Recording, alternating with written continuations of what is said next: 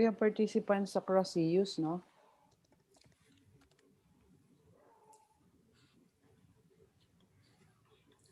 Yes, busy test.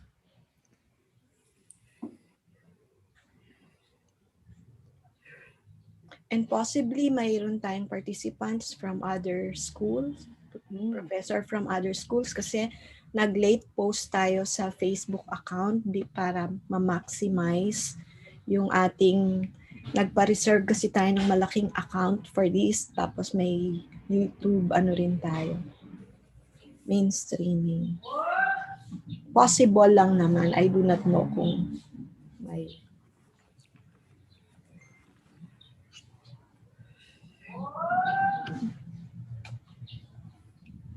Baguio, Iloilo, Los Baños.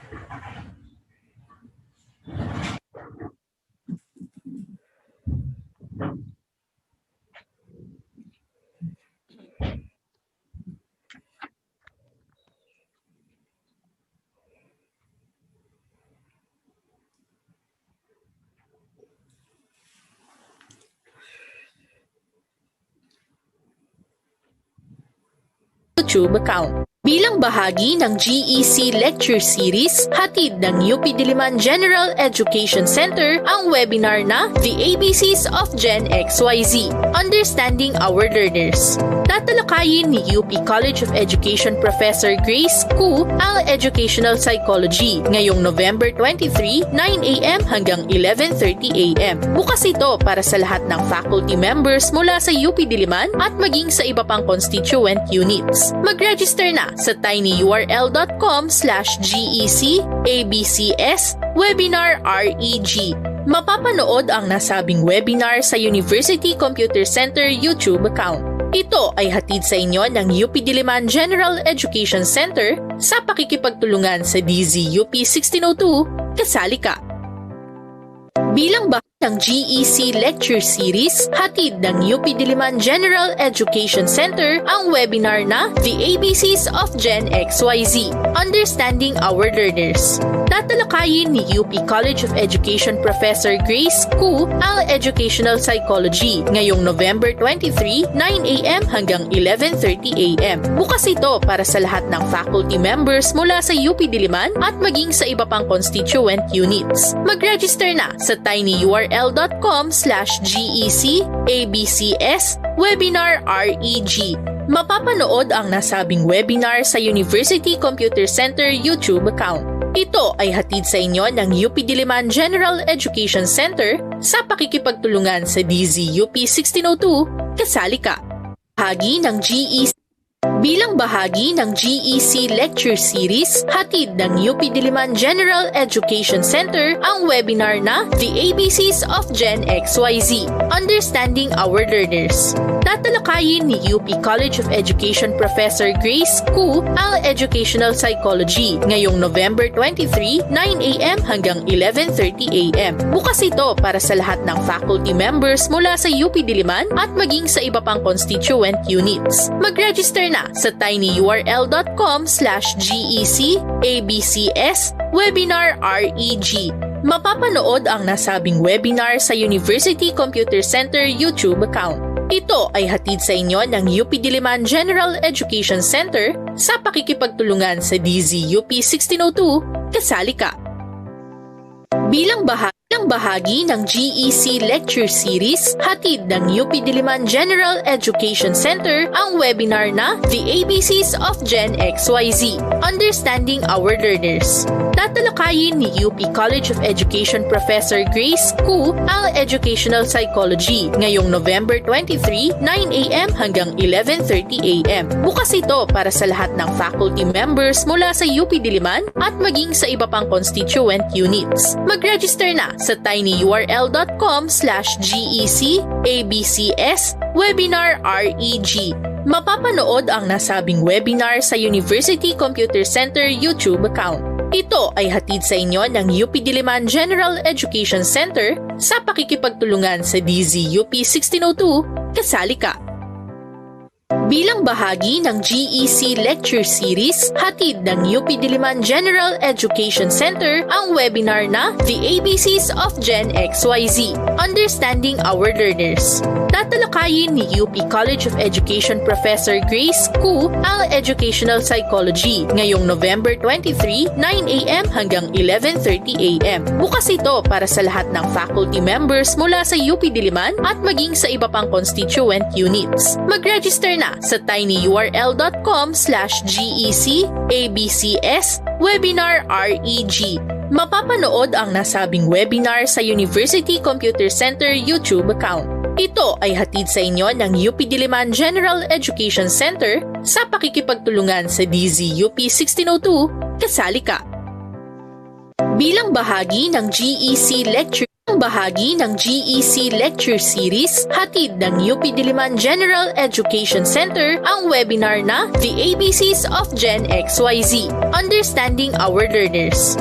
Tatalakayin ni UP College of Education Professor Grace Ku ang Educational Psychology ngayong November 23, 9 a.m. hanggang 11:30 a.m. Bukas ito para sa lahat ng faculty members mula sa UP Diliman at maging sa iba pang constituent units. Mag-register na sa tinyurl.com/GEC ABCS Webinar REG.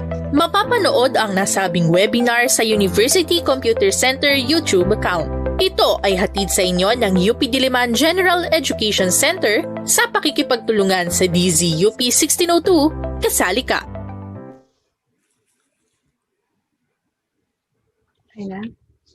Good morning, everyone. I hope you are all well and safe. Lalong-lalo na ang mga participants natin ngayon sa umagang to. Welcome to the first webinar series of the General Education Center of UP Diliman. I am Nak Kinwell Gabriel from the GE Center, your moderator for this event. And I have Dr. Venice Oison, our UPD University Registrar and former GEC Director as co-moderator, and Mr. Jerome Cruz, also from the GEC. The webinar is entitled The ABCs of the XYZ Generation, Learning About Our Learners. It is a webinar intended for teachers to help us understand better our students and also ourselves. And hopefully this understanding will guide us in coming up with appropriate and better instructional methods. To formally open our program, I would like to call on our Vice Chancellor for Academic Affairs, Dr. Teresa Tayongayon.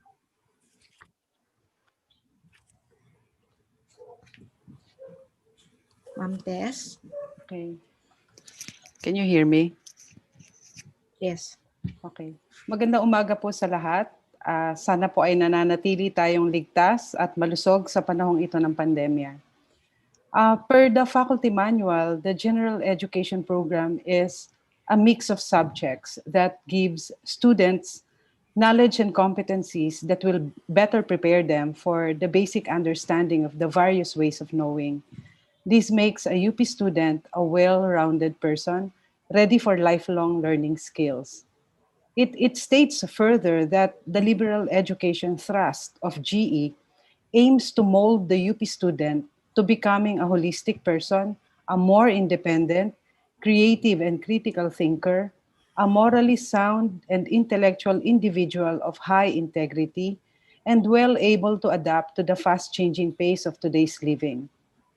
The UP General Education Program was first adopted in 1958, and despite several revisions thereafter, it remains at the heart of liberal education in UP.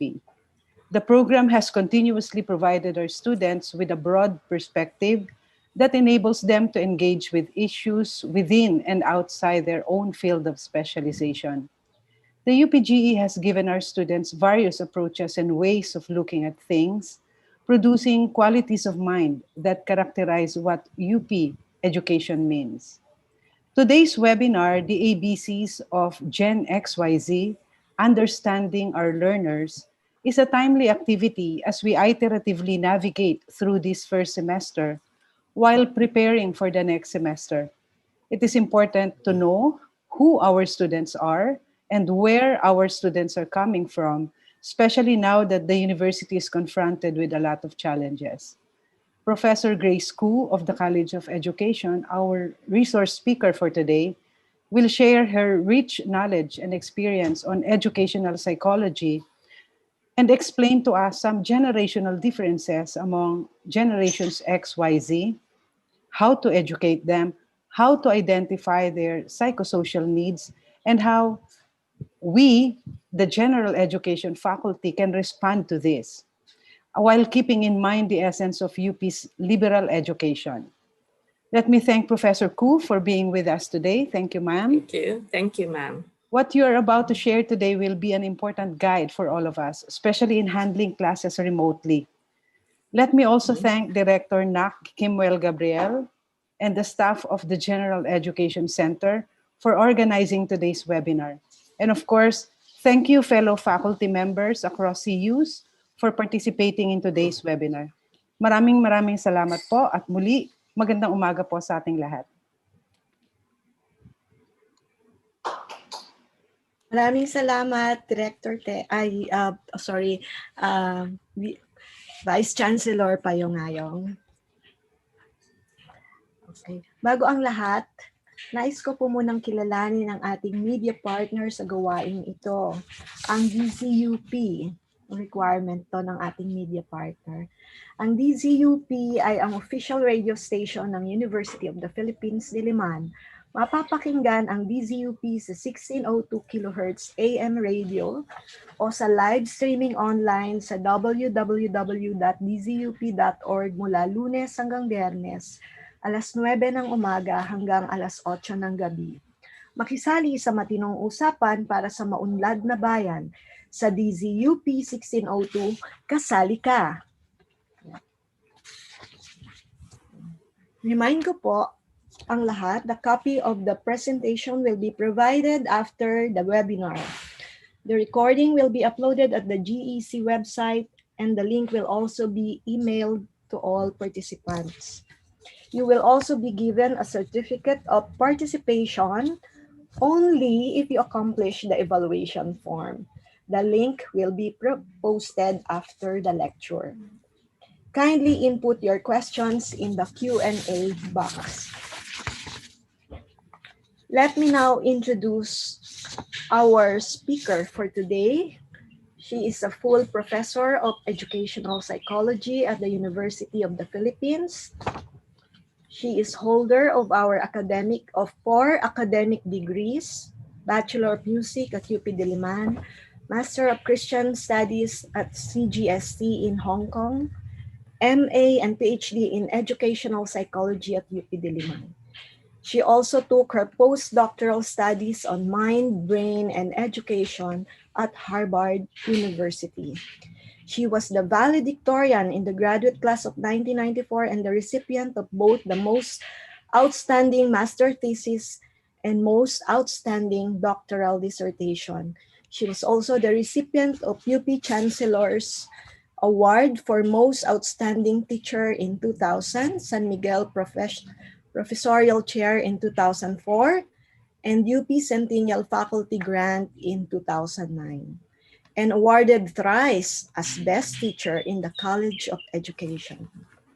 She teaches a wide range of courses in the UP College of Education, which includes motivational psychology, cognitive psychology, affective learning, ecology of human development, and psychology of learning with emphasis on the application of brain sciences in education. Author of 10 books published in Manila and Hong Kong on parenting, psychological well-being, digital technologies, marriage, work, and spirituality. Her most current 3 books are Work Worth Doing Well in 2017, Seasons of Life, Seasons of Love in 2018, and In the Triumph Song of Life, Turning Adversity to Strength in 2019. Mga kaguro, ang ating tagapagsalita ngayong umaga ay walang iba kundi si Dr. Grace Koo. Thank you very much. Hello, everyone. On this Monday morning, when everyone wants to take a longer rest, I hope we had rested enough last week and are ready now for a new semester next January and ending this semester. In fact, I've spoken on this topic twice already with the GEC, but today I already have to change it to during the pandemic times. ABCs of Gen X, Y, and Z during the pandemic times. So let me share with you my presentation here. There. Okay. So what will we be looking at here? Yeah. So my outline would be this way. Who are the Gen XYZ? The generational differences, their aspiration, career, and values. Second part would be educating the Gen X, Y, and Z, their learning preferences, digital media effects, and how they, the media actually had an effect on their psychosocial needs. And lastly, we'll talk about this particular situation, blended learning during pandemic. And probably for the next semester, that would still be the mode of delivery. And then how do we work from home? We have to take care of the teachers as well as the students. So who are the baby boomer? Except for myself here, I wonder if there are a few more there who are baby boomers. And then who are the Gen X, Gen Y, and Gen Z. Okay, what kind of music were you listening to when you were in high school? Was it Frank Sinatra? Was it the Beatles? Britney Spears? Or Rihanna? So that would give you an idea of what kind of movies, what kind of songs you were listening to, because the baby boomers were born between 1946 to 1960, or extended to 1965. So if you are between age 60 to 74, you are considered baby boomers. Gen X, some of our faculty members probably are there. Most of my nieces and nephews, so that's my reference, 1960 to 1980, between age 40 to 60. Gen Y would be my 2 children.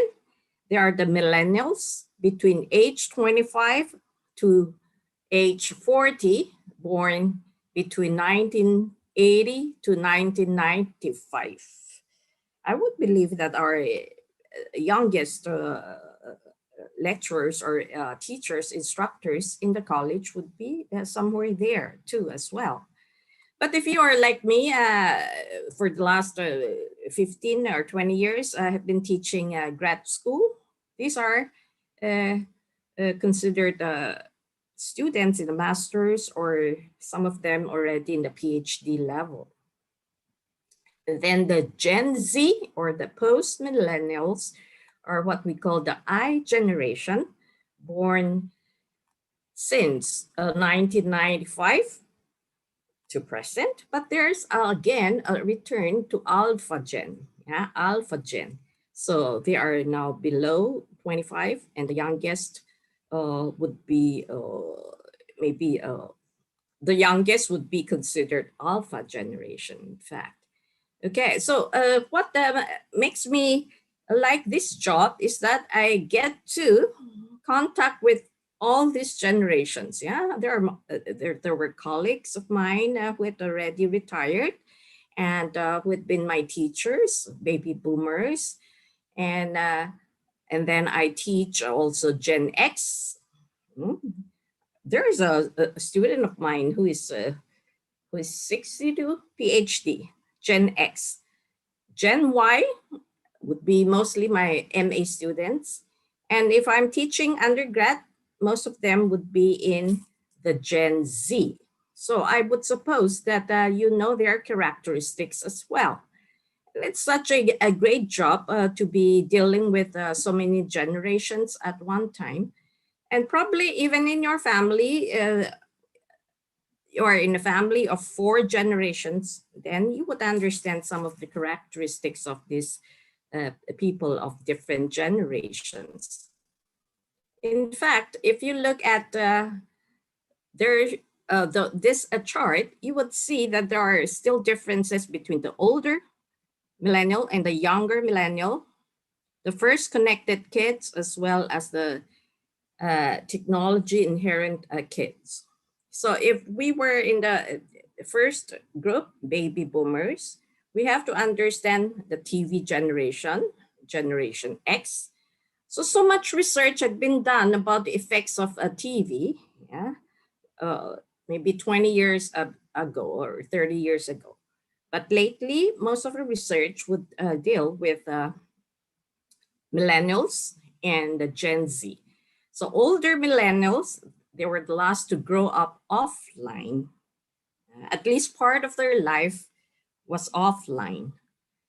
But the younger millennials are what we call the digital natives. Yeah, they never knew that there was a time where there was no internet, yeah, or no gadget smartphone. And then the older Gen Z, first connected kids, and then from 2006 upward, they are the younger Gen Z. Yeah. So what is a generation? Well, you may be born in another generation, but you have caught up with the time, and probably you are in this generation, because generation is defined as individuals of a particular age group who share common experiences, values, communities, and a sense of identity, all of which are shaped by major national and or world events or social trends. So if you've been mistaken to be younger, yeah, or to be older, yeah, and when you discuss things with your students, do they feel they could relate? Are they relevant to them? Yeah, it could be also shaped by major national and world events, of which we are now in a pandemic time. This world event is unprecedented, and now in the future generation, we would all of us, for all these 4 generations, would be sharing about how it was in this world event of the pandemic. Now, how should we navigate the worlds of generations X, Y, and Z? Who are these people? Now, if you look at their educational aspirations, Gen X, yeah, those about 40 and so on, still was thinking about a master's level, 7 years of education. But for Gen Y, they're just thinking about bachelor's degrees, fine. Yeah. Gen Z is not even, if it is good, yeah, they can finish bachelor's degree for 3 to 4 years. But college degree probably is not as important anymore for them. The relevant professional qualifications before, in the Gen X was about commerce, economics. These were the courses in demand. I remember I come from a family of 9 children, so I'm the 7th child. My eldest sister finished commerce, and it looked like during her time, the only possible degree for girls to get a proper job was commerce and economics. Of course, education has always been in demand. Yeah. Gen Y, however, are into entrepreneurship. So in many universities and colleges, they added entrepreneurship. If I remember correctly, UANP was one of the earliest to have added that in their offerings. And then marketing, electronic media, global studies. But Gen Z would come back to education and psychological studies. Look at that. Huh? And so we're making a comeback about social development. And they are now more into social entrepreneurship, in fact, than just economic entrepreneurship. Gen X are service oriented. Gen Y are so good with press release and blogging. And one time I was asking my class who among them understood what SPSS was. Half of them knew what SPSS was. The other half did not care about what SPSS was. During our time as students, that was very important. We better know how to do that, or else we cannot finish our thesis and dissertation. Data analysis is important for Gen Y, while Gen Z are tech savant. Yes, savant, savoir, to know. Very good with technology, and they are more into innovation, online research and innovation. Not so much about SPSS anymore. Now, if we look at their attitude toward career, the pre-baby boomers, your grandparents' time or probably great-grandparents' time, when they look for a job, it was a job for life. For baby boomers, their work is defined by employers, and they want an organizational career. They want to attach or to be connected with an institution. So many of our paperwork would ask, which institution are you connected to? Now, Gen X may be changing jobs more often, so it is more of a portfolio career. What they gather, what they learn, they can bring to the next institution, next employer. So they are loyal to their profession, not so much to the employer. Gen Y would be the digital entrepreneurs. They just work with organization. They are not part of that organization, and they don't have to be responsible for that organization. Gen Z would be the multitaskers.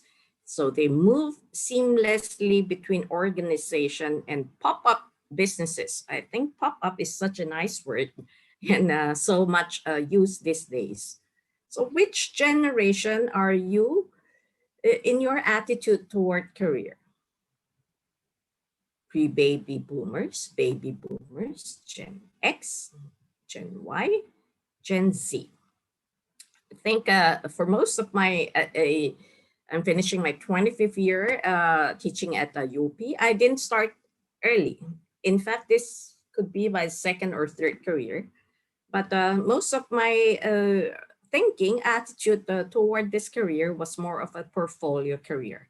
Yeah, your career is much more than your job or your position, and you can work in different organizations if you feel that this institution is not the one that you would want to be connected with.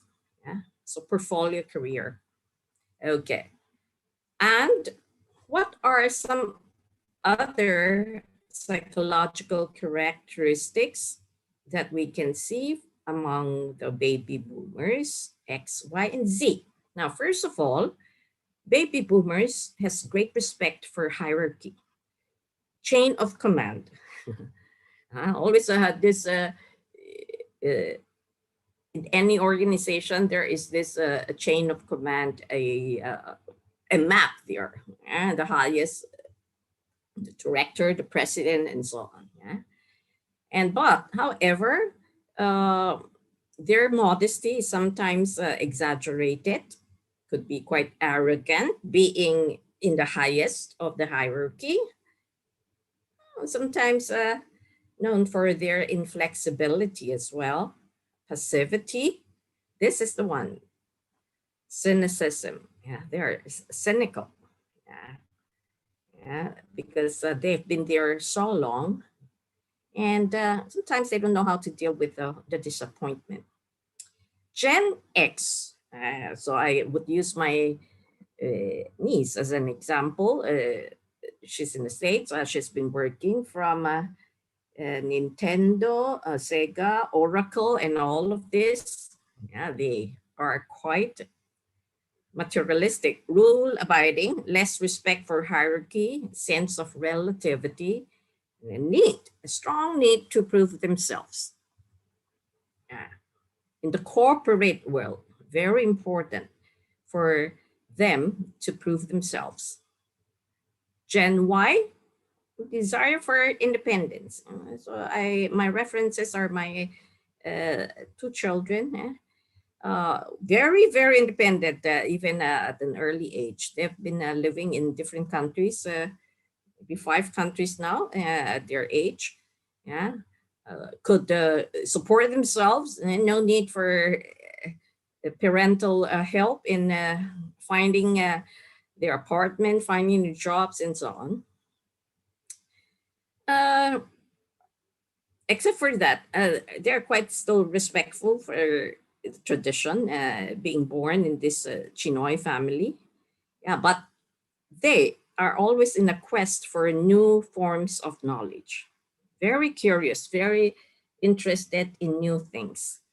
Inverse socialization, could be arrogant. They are so used to doing work from home office, doing part-time work here, there, and so on.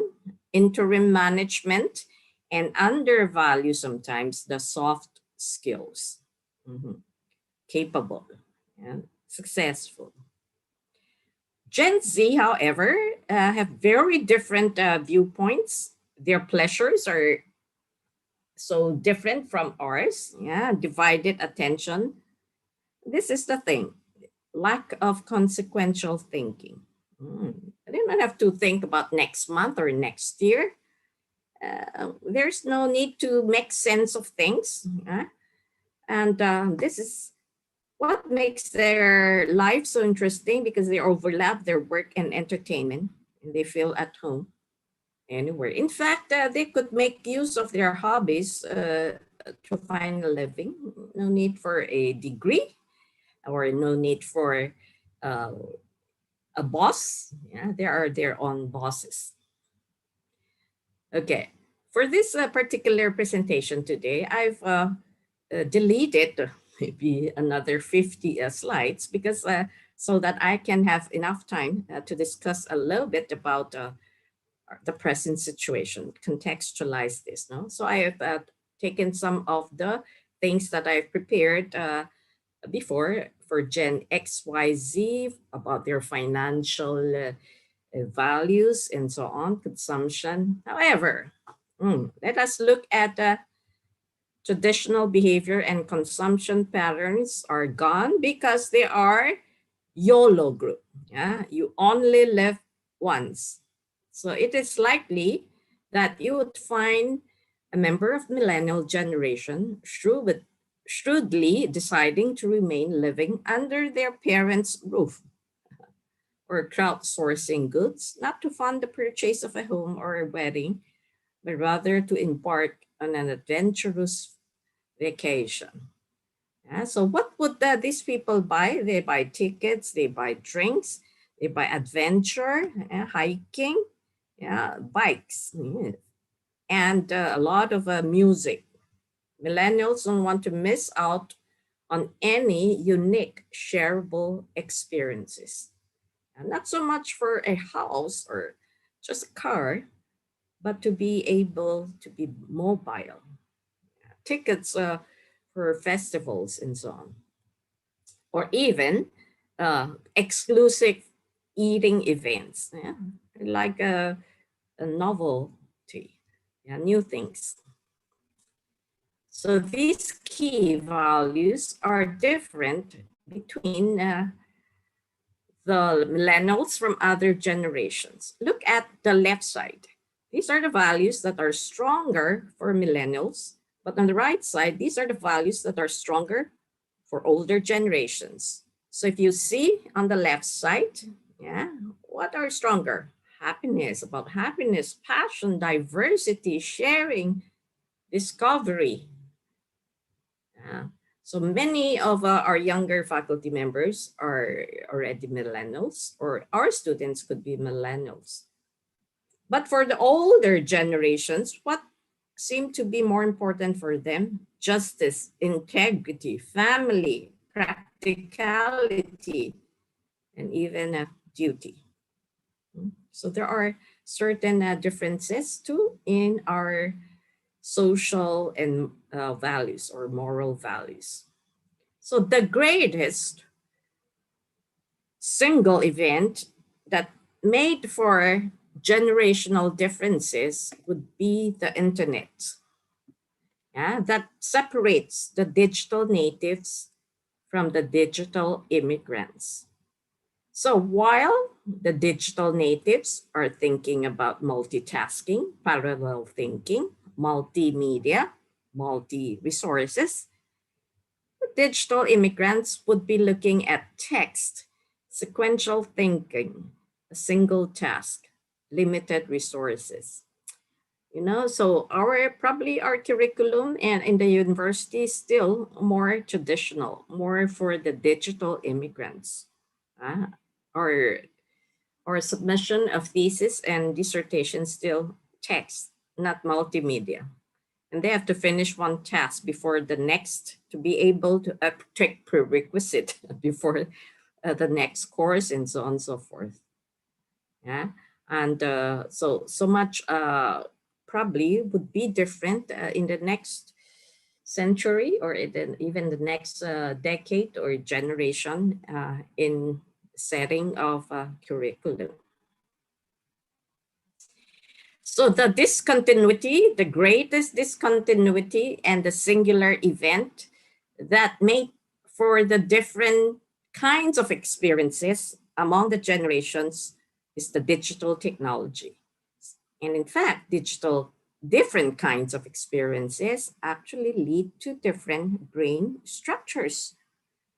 So much of the language, math on the left hemisphere, more dominant on the left side hemisphere of the brain, would now have to be transferred or accommodating the right brain hemisphere of simultaneity, spontaneity, creativity, and all these arts and music, the feeling side of learning, the psychology of emotional intelligence, and so on and so forth. So this was just last week from Philippine Daily Inquirer, who spent the most time on social media. And how much time? This was the latest statistics. Philippines topped all the other countries, spent 3 hours and 50 minutes on social networks during a typical day in 2020. Look at who's next: Nigeria, India. Probably because of this, life has not been too productive. Very productive because so much 4 hours is another part-time job. We think of it just 10 years ago. another part-time job. Yeah, and so does it bring back a return of a part-time job? And look at those who spend the least time. Japan, Germany, very productive people, huh? And they do a lot of the best electronics, the best in engineering, and so on. Japan and Germany. Japan just spent about 45 minutes per day. Germany, just over 1 hour. And this was done with 676,000 internet users aged between 16 to 64. So that covers the Z, the Y, the X, and the baby boomers. Yeah. So what does it say about how we spend our time? This generation is always on call, like they are doctors 2 decades ago with a beeper. Yeah. It's like their work is so life and death important. They're on call 24 hours 7. So instead of being called teenagers, they're now screenagers, growing up in the digital age. So when I was in Harvard, we had actually a course exactly called that Growing Up in the Digital Age. And that was already in 2003. How fast that must be, the course revision, Growing Up in the Digital Age. In 2003, they already had an offering of that course. And I remember Dr. Joe Blatt asked me to do a presentation of what is happening in the Philippines and so on. And during that time, it was not yet very up in the smartphone age. So much had been still slow internet. Although I can say that even today in the Philippines, still slow, growing up in the digital age. So McLuhan says the medium is the message. It is not what is the content of the internet or the TV that parents have to worry about. It's the medium. And that medium will change our brain structure and change how we function, our brain function. And it is called rewiring. It will rewire our brains on how we notice things, how we read, how slowly we'll write our essays, how we will not jump from one thing to another, how fidgety or restless we could be. And it was in 1964, you read it said something like this. And later on, I'm going to compare that with Yuval Harari, said the same things. We shape our tools, and then our tools shape us. Okay, because in this day and age, everyone is the CPA. It's not a public accountant certificate, it's continuous partial attention. Now, we are going through each day with partial attention to this because we are watching out for another thing, split attention, multitasking. And what does that make us? A small dose of CPA is functional, but too much would compromise the ability to reflect, make decisions, and think creatively. We are, in fact, just repeating what you saw on social media. And those ideas did not come from you because reflection needs time. Making important decisions in life needs time. The predisposition to be calm in reading is lost when we have too much continuous partial attention. Secondly, we are so accessible of a at the ring of a text or your Viber or your WhatsApp, we are so accessible that we are inaccessible to those around us, those people who might be more important than what the text would be saying, what your Viber chat would be talking about. With the split attention and multitasking, the internet seizes our attention only to scatter it again because there are more links, there are more distractions. The internet is distracting our attention with so much advertisement. Yeah. And if you just looked at a hotel booking, yeah, every day there would be something about a hotel popping up. Yeah. So much of the distractions on the screen that you cannot concentrate your mind on what you're reading. Can you read even carefully a journal article? It's so hard these days. So I used to, it's only now that I don't print out anymore for my students. I'd like to print out and make corrections and make reflections or questions and underline and all this to pay attention rather than to scatter our attention. People have a poor memory because they are too dependent on gadgets. Your telephone number is on the gadget. Yeah, so we used to remember at least maybe 20 telephone numbers of people who are close to us. These days, even our own numbers, we cannot remember much.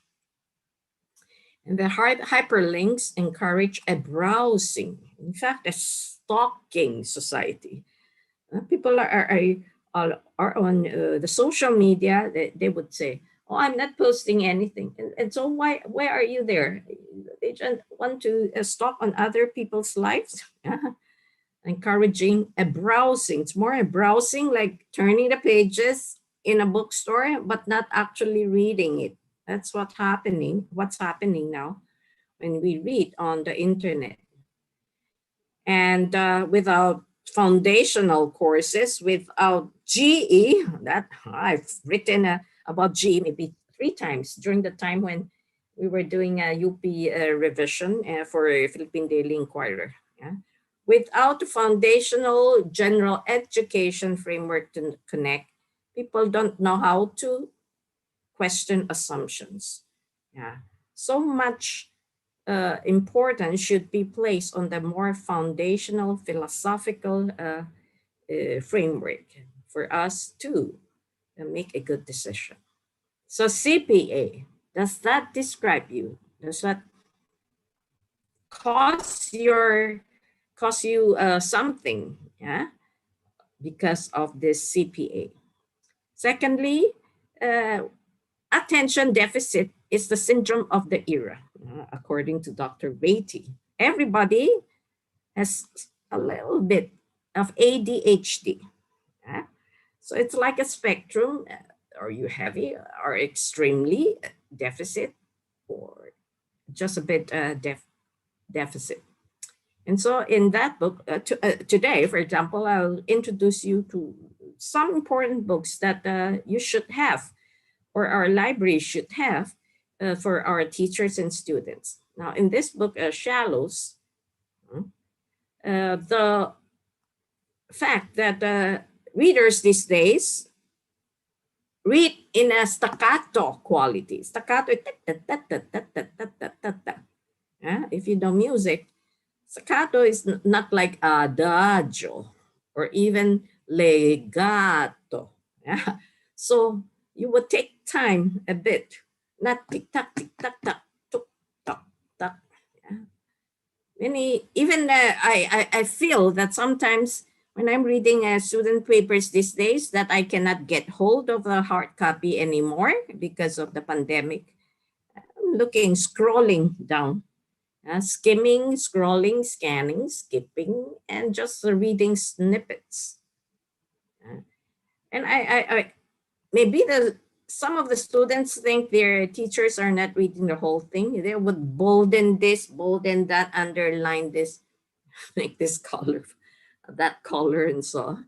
Well, we are reading the whole paragraph, not just snippets of it. Orality, yeah, versus literacy. It has become now an oral language rather than literate language. In fact, for some people, they have a regress to just decoding. And the ecosystem of all the interruptions all through the day is like a juggler trying to hold all the balls in the air at the same time. So if you look into your brain, it's like a brain of a juggler's. And we are hyper loaded with dip in and out, clicking, but not reading. Suckers for sensational things that are irrelevant to your own life. What do we care about all these celebrities? Whether they're on or off, they had this or that. their, their bat is this or that. Is that relevant to our life? And or even your neighbor's life or your friend's life about what they had eaten yesterday and today? To be everywhere is to be nowhere. Can you stay put on one place, doing one thing at one time? To be everywhere is to be nowhere. That is a thing to reflect, particularly during this pandemic. We're everywhere. Huh? On the screen, you could be on 4 places. Yeah, and not paying attention. Hopefully, you are paying attention to this presentation. People are overwhelmed, so their mind is more buzzy, blurry mind, and so much of life has become jumpy, fragmented. Cacophony. What is that? It's a lot of noise. It's not a symphony. If you're conducting an orchestra, all these instruments, 50 instruments of different families, the string, the wind, the brass instruments have to come together. That's harmony, symphony. I like the words of Reti. So, and your mind has to be like a conductor, the executive function. Okay, who comes in now? Who goes? Who would be together at one time? Yeah. And so much of the essays are copy paste. Obvious naman. Yeah? The font has changed and it became a blur. Yeah? So much of my return of the papers of the students is, if you want to cite this reference, you have to retype, remake the diagram, not just a copy paste. And what else are some of the psychological and cognitive effects? First, life is fidgety, restless, difficult to focus. I'm teaching a course called Affective Learning. I've been teaching this for 25 years. For this semester, we do a lot of mindfulness. And I've given a lot of self-care therapies to that class. And they are doing the practical now, not with the other people, but with themselves. Of course, they have to present some kind of a TED talk as well, but they have to practice mindfulness. And every day, think of things that you should be doing slowly, savoring your food, yeah, being aware of the tension and relaxing your muscles and so on. Why? Because at the end of the day, a day has passed of so much fidgety and restlessness that it was difficult for you to focus on one main goal, a single mind thing. Yeah? And overly dependent on digital technologies, people have a artificial sense of constant crisis. Like it's like, yeah, you don't know in the morning when you wake up, what would be showing on your cell phone? I don't use Facebook. I don't use social media. And already just emails would make me, should I turn on already my emails or not? Because you don't know what other crisis is coming. of There would be a sudden maybe suspension of class. Oh, you better instruct your students of changes and so on, or a comprehensive examination today. And last Monday, woke up to be told that the comprehensive exam has been postponed because of this recovery week. Constant need of stimulation as well. Everybody has to watch Netflix. Huh? How many Netflix films have you watched? Throughout these 9 months, maybe not less than, not more than 10, I think. Okay, cannot stand silence and solitude. So much loneliness happening because of people not being able to stand, to be alone and to be silent for a while. You see, silence is so deadening, so scary. If I just stay silent for a while, you must have thought the internet has gone awry already. Few real life meaningful experiences and friendship. This is the one that I really care about. For people like my age or younger, we have friends throughout lives, since kindergarten, since high school, and we keep in touch. We have so much things to share. I was in this children's choir singing group before, and we came from different schools. And the other day, one of those was able to contact me, and I said, "It's how we had been friends for 50 years, no?" Considering that we live in different countries. She lives in Canada, yeah. But we had so much for those 4 years that we've been traveling around as children's choir members. We had so much to share, so much to know, so much to still keep in touch with. Yeah. Those are real life friendship, real life meaningful experiences, not Friendster. There was a Friendster or just liking. Yeah? And true today, not necessarily true tomorrow. That has been the slogan for many people. It's only good for today.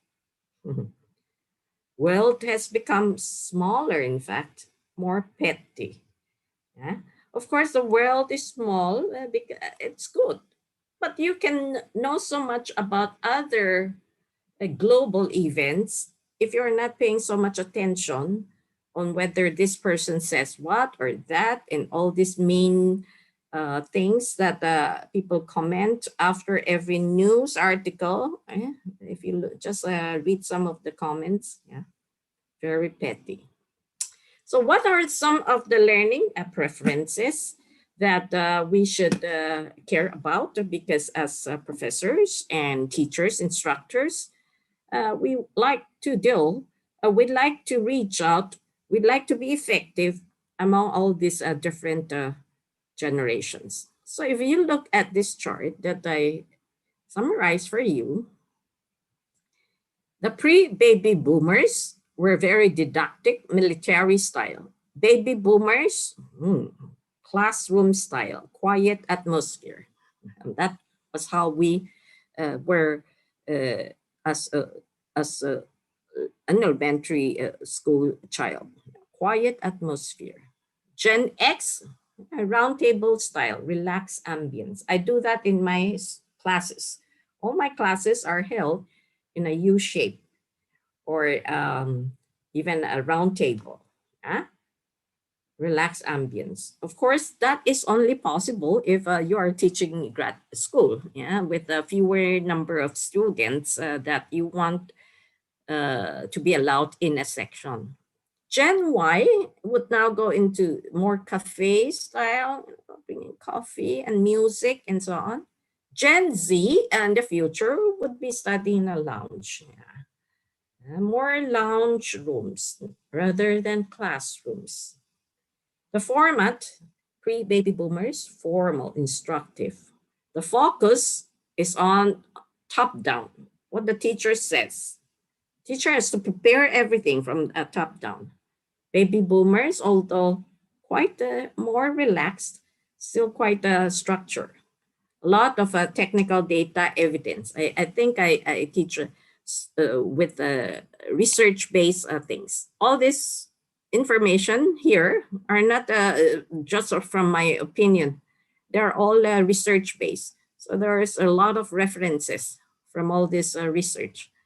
Spontaneous for the Gen X, but they are more interested in case studies, applications, app. This is an app world. Gen Y is multisensory, but they already would be looking for more stories. It's the sixth sense, stories. Stories, we remember stories so much more than facts or even information. So many of my students remember all the stories that I told since they were in the undergrad. Yeah. Gen Z would be more in e-learning, interactive.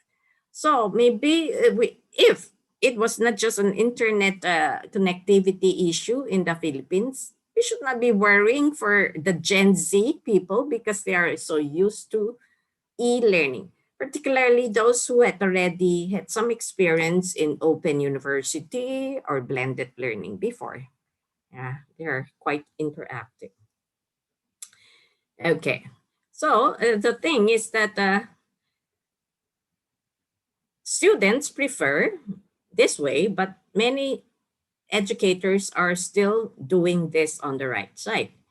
They want to receive information quickly from multimedia sources, but many educators prefer slow and controlled release of information from limited sources.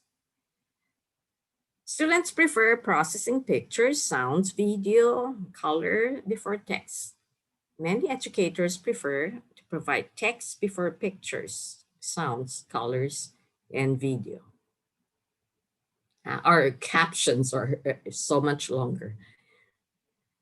Students prefer random access to hyperlinked multimedia information, but many educators prefer to provide information linearly, logically, and sequentially. I've been thinking, the curriculum, even syllabus will change every year. Yeah, we don't need to make them a fixed or final, yeah, because the hyperlink culture would provide different resources already, yeah, by the month, by the week even, yeah, different information. So students prefer to network simultaneously with many others, but many educators still prefer to work in the students to work independently before the network and to interact. Students prefer learning just in time. Many educators prefer teaching just in case. Yeah, I think from the past generation, I like to be prepared. I'd like to anticipate. I'd like to pace the students' progress, not cramming.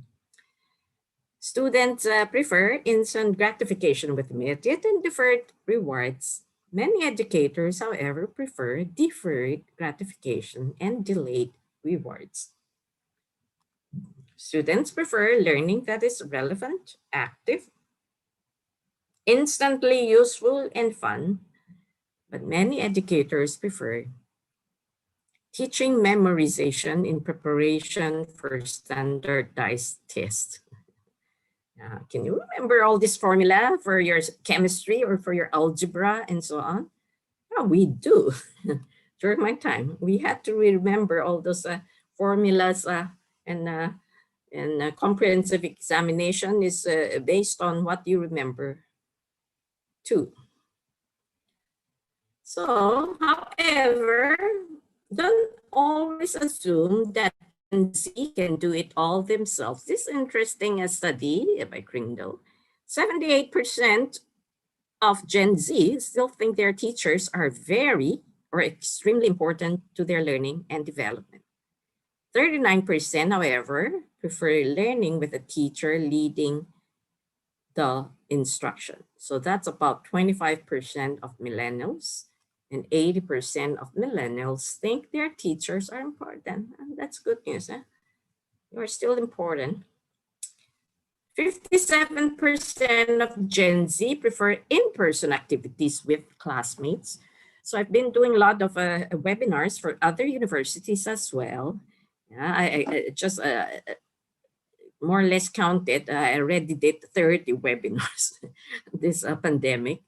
Many of them are requested for mental wellness webinars.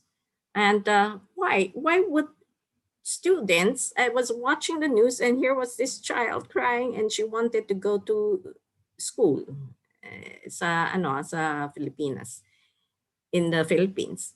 Why? Because they would like the social, emotional side too of schooling. Socialization is such an important part of school. We hope that we will go back to in-person schooling very soon. And I was reading this article last night about poverty. And because in schools, in many places in the US, poor children can only get proper nourishment in school. So they miss that too. And they can avoid their parents who are violent in their houses by going to school. So they miss school too, of doing school in the school building. Only 22% of Gen, that's there, Z, prefer self-directed learning as against 36% of millennials. So you see, even the Gen Z feel meeting in person, having a teacher is important. Is that not important for us to think of how we will create the future environment so that the students also feel as much as possible with all the limits of the pandemic that the teacher is there. Yeah. So I do synchronous lectures, and I would look at all of my students and ask how they are. I ask for their stories, and I remember their stories. In the next 2-3 lectures, I would still ask how they are doing and so on. So that's one of the tips I have given in all these seminars about mental wellness, how teachers can use the acronym I care, inquire, and so on, so that at least the students will feel the presence of the teacher. If we cannot be there in person, there should be a teacher presence still in the life of the students during this time. YouTube's importance to Gen Z, however, cannot be overstated. YouTube is the Gen Z's top preferred learning method. They want to learn something, they go to YouTube. Well, what are the contents of the YouTube? Who is there peer review? Is there censorship, or is there a fact check? Good fashioned books, however, still the top millennial preferences. I was giving this lecture on between print books and printed books and ebooks. And there are many researches that said for complex, important textbooks, all the students, XYZ, still prefer the printed books because ebooks or even social media or other internet resources are more for browsing. So we become shallow in our understanding, because complex text, can you read the philosophy and reflect if you are doing it so fast, scrolling? Yeah. 47% of Gen Z spend 3 or more hours per day on YouTube, just the YouTube alone. And 55% of Gen Z say YouTube has contributed to their education, learning, and even personal development in the past 12 months. Oh yeah, YouTube is important. I listen to lots of music that are now available on YouTube. And the classical music particularly, there's no excuse for saying, oh, it's not available in the Philippines and so on. There are no more places to buy all this because so much is already there. So I have students who would ask me for a list of what to listen to in YouTube about classical music, for example. And why is that important? That's another subject that I will be talking about, in fact, on Wednesday for UANP, on mindfulness in the arts. Yeah. Next, Gen Z and millennials both acknowledge the power of technology, tech. 59% of Gen Z and 66% of millennials believe technology can transform the way college students learn in the future. While 54% of Gen Z and 53% of millennials says that technology can greatly enhance the college learning experience. Cannot overstate the importance of technology. We just need to look out for how to compensate for the non-technological dimension of schooling as well.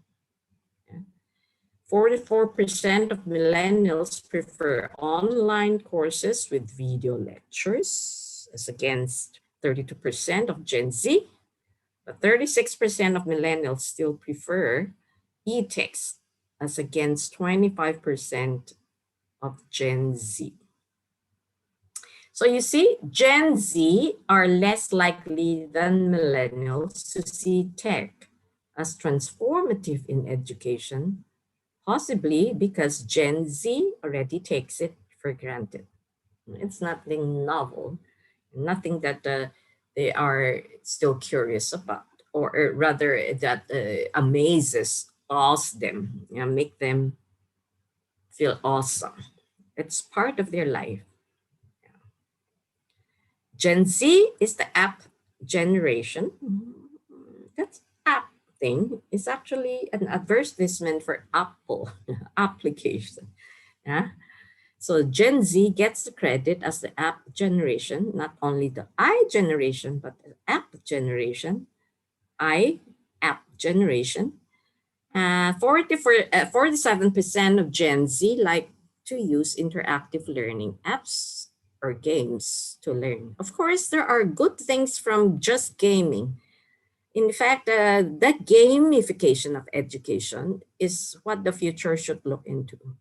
Gamification of education, meaning you look at what are the features of a game that makes all these students so much absorbed in doing the games and apply that in education. Currency, reward, feedback are some of the important features.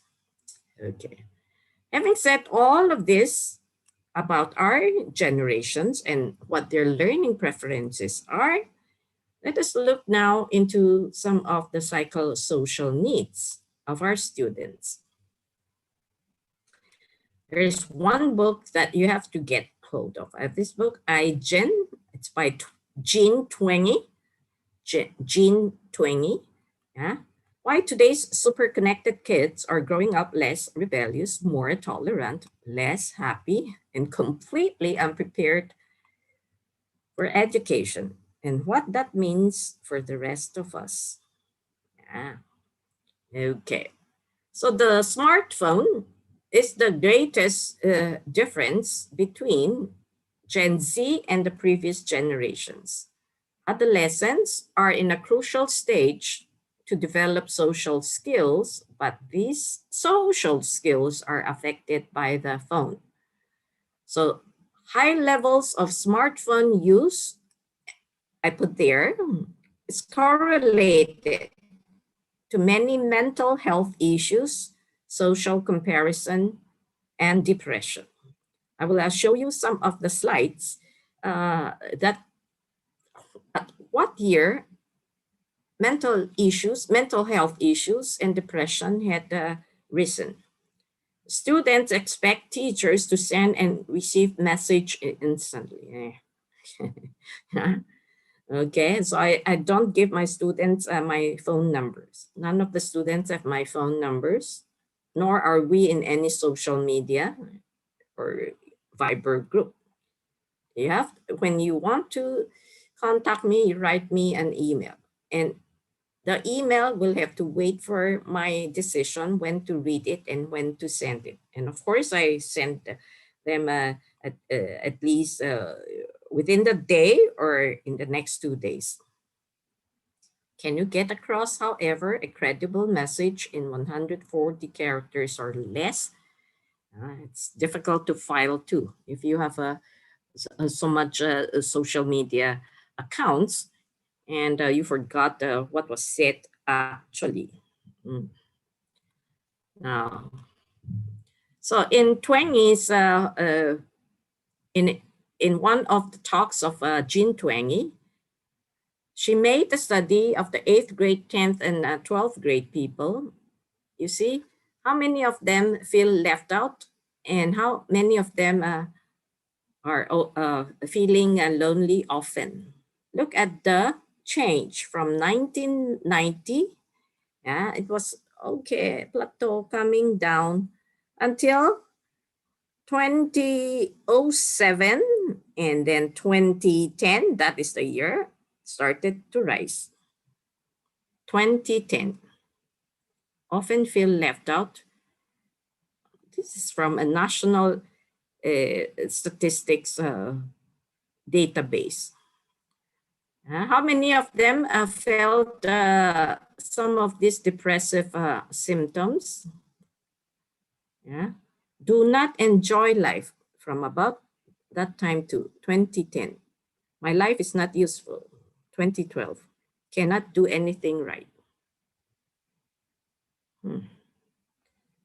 Yeah. Here, this one is too big here. Let me just make this smaller, sorry.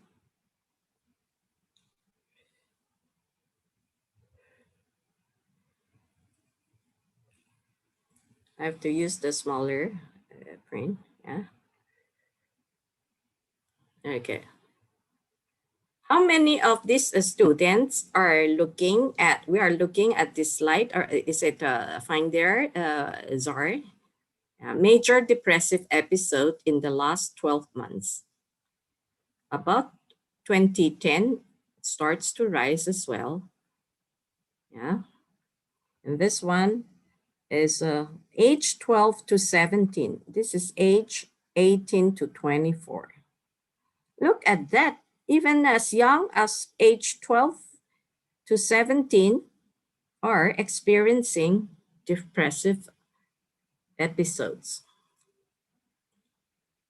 And who have a suicidal ideation and suicide attempts.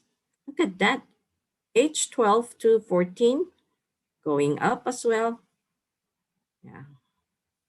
Look at where the rise starts to go. 2010, 2011. And do you know why? Because at least here in the US, that's when smartphone became common. Became common for most people to possess a smartphone. And how many ER visits for self-harm from the girls, and girls more than boys. 15-year-old here, and this is 10. Can you imagine? Self-harm from girls. Again, look at 2010. 10 to 14. This is 15 to 18. And lastly, here is gene 20. The suicide rate, 15 to 19 rather, and this is 12 to 14. Yeah, it's increasing. From 2011 and so on. And so what are the lessons for this? Let me now go back here. Sorry. I have to move the screen a bit because I cannot see much. Is digital media the cause of the increase in the depression? Now, people who use social media the most were about 2.7 times more likely to be depressed than participants who use social media the least. This is the conclusion from this article, Journal of Depression and Anxiety, from the U.S. National Institutes of Health, NIH. Depression increased right at the time when smartphones became common. This one on the right from Jean Twenge's book, iGen. More time on the screen means less time on non-screen activities. And so smartphone is linked to more depression and unhappiness. Longitudinal and experimental studies also suggest at least correlation, not totally causation, but some causation, that screen time leads to depression and unhappiness than the other way around. It's not the unhappiness that brought them to the screen time, but the screen time bringing the depression. So what are some, I summarized from, I think, must be about 10 slides. So I just, I presented in other places where only psychosocial needs were discussed. So from Jean Twenge's book, screenagers or teenagers are unprepared for adulthood because of their extended childhood. And in her book and in her talk, she says 18-year-old were acting like 15-year-old. They're now more dependent because there are less working students, and the friends get-togethers dropped by 40%. No face-to-face get-together anymore.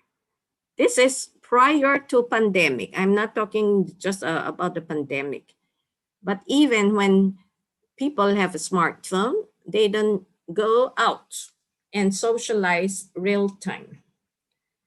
And so there's a loneliness crisis, and much of their communication is lacking in eye contact.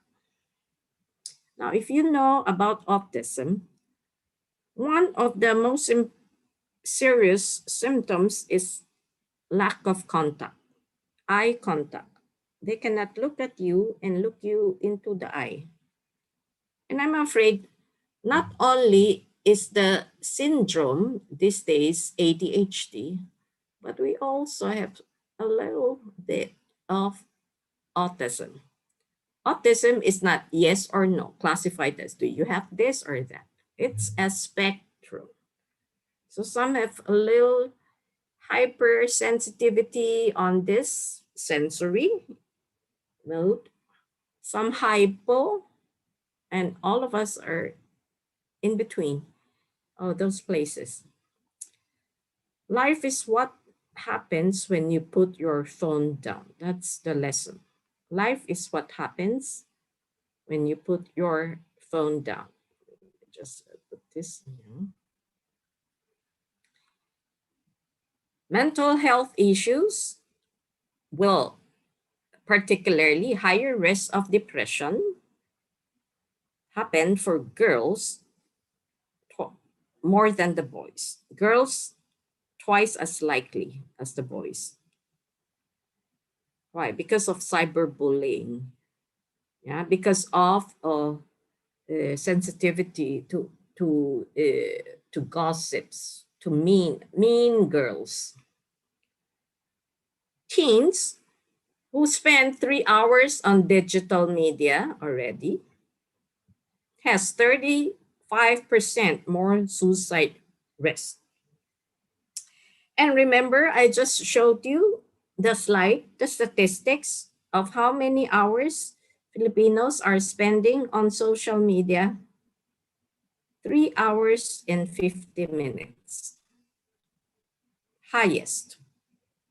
If there's are things that we want to be on top of a list, not Tim's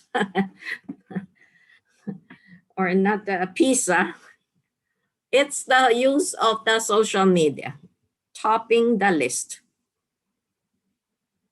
And 40% more girls, more than boys, feel left out. Sorry, typo error. Left out. FOMO, fear of being left out. Fear of missing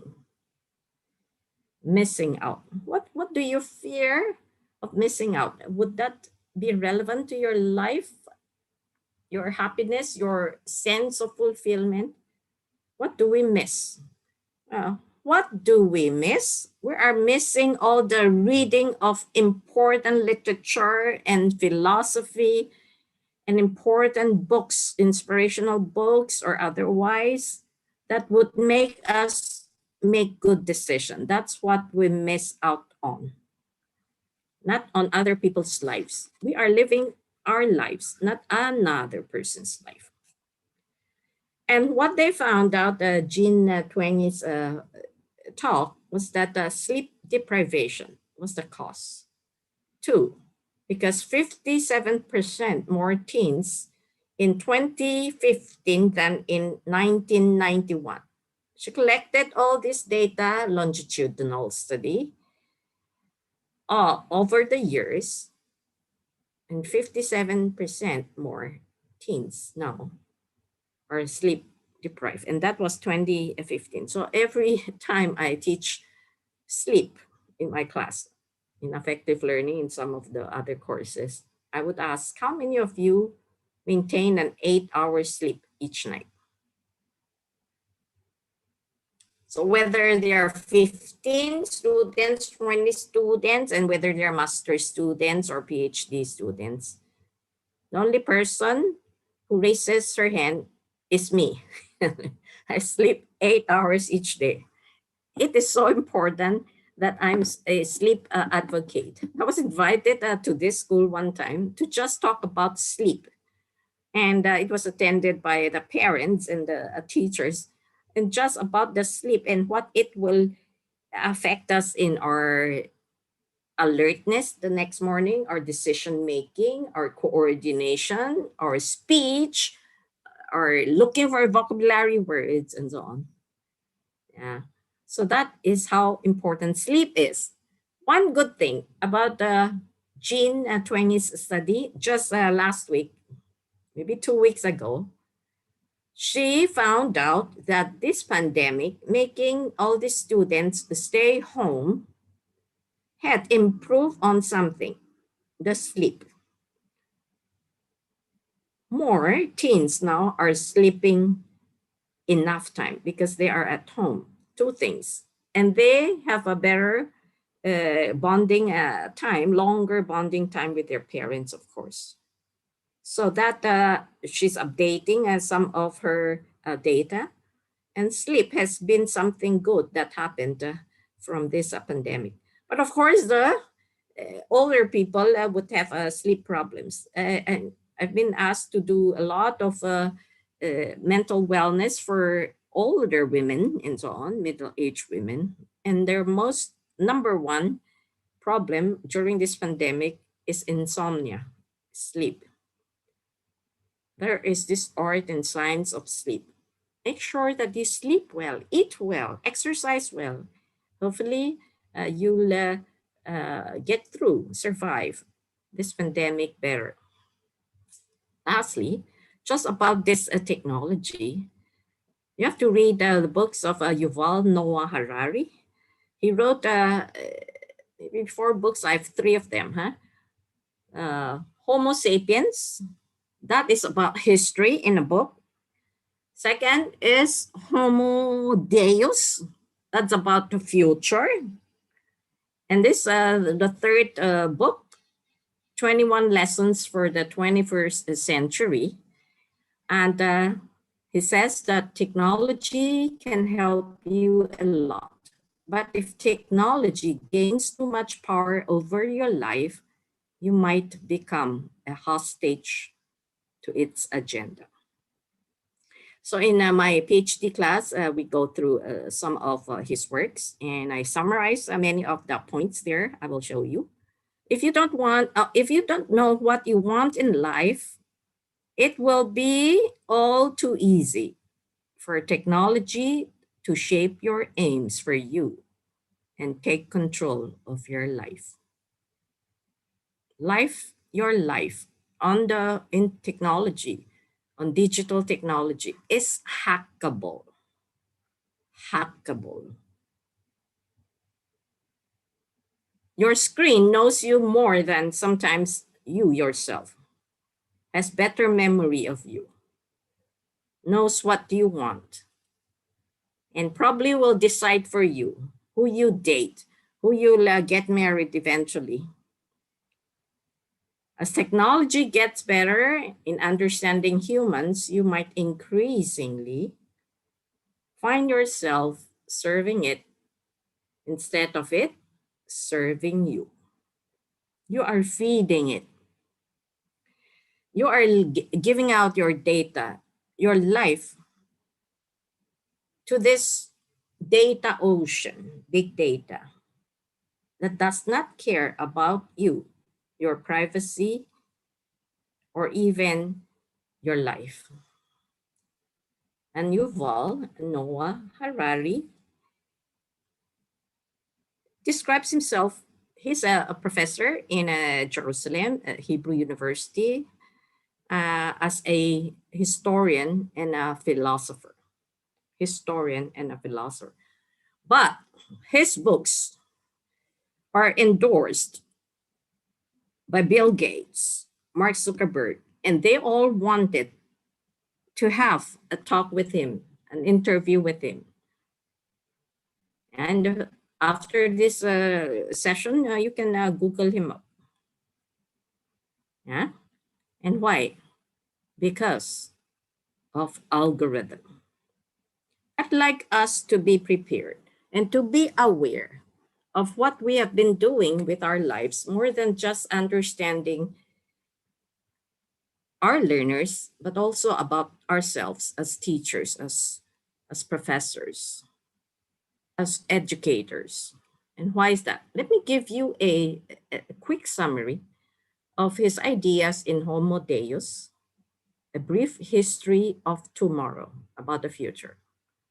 There would be a techno god. If there's Buddhism, Taoism, and all this theism, atheism, there is dataism. The greatest good is to increase the flow of information. He who controls the data controls the people. The giant databases ignore privacy and ignore individual rights. Algorithm knows me better than I know myself. Your husband, your children, your boyfriend does not know you as much as the algorithm. So many people now trust algorithm more than their own feelings. Human brain is hackable. Algorithms can manipulate my emotions and predict my decision. The AI humans create could transform human nature. Not only the medium is the message, our different experiences will change the brain structure. It now also changes our humanity, our human nature. Because there will be a merger of information tech and biotech. Changes the human nature. More books for you to read. these are my books, and I have read through all these books that would provoke us to think more and to think better, making wiser decision on how we want to use the internet and how we want our students to use the internet. So all my students in the last maybe 5 years had in their references in the syllabus these books. Jean Twenge, Living in the Age of Entitlement, The Narcissism Epidemic. And this book, if there's one book that you have to buy about how digital technologies are leaving their marks on our brain, this is by Susan Greenfield. This book I have used the most when I talk about neurosciences, mind change. Excuse me. Another 3 books on the left side, Sherry Turkle, Alone Together. Why we expect more from technology and less from each other. Will Storr, my copy of the book is actually like a mirror. Yeah. Selfie, How the West Became Self-Obsessed. Another important book is by Philip Zimbardo, Lucifer Effect, if some of you know him.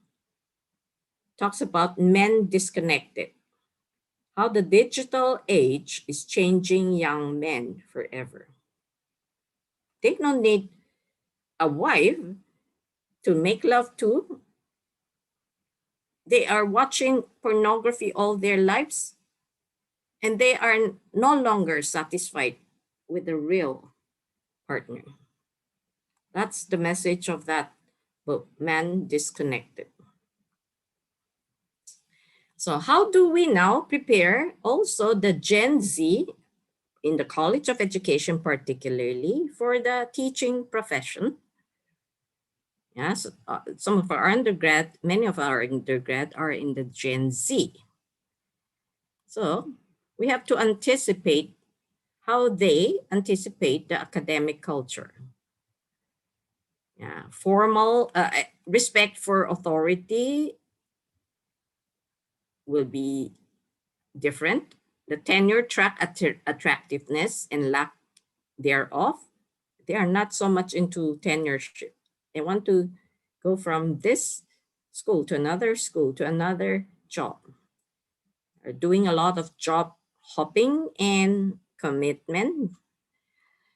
They are more into interdisciplinary research. I like that part at least. It's not like if I'm from science, I don't know anything about humanities.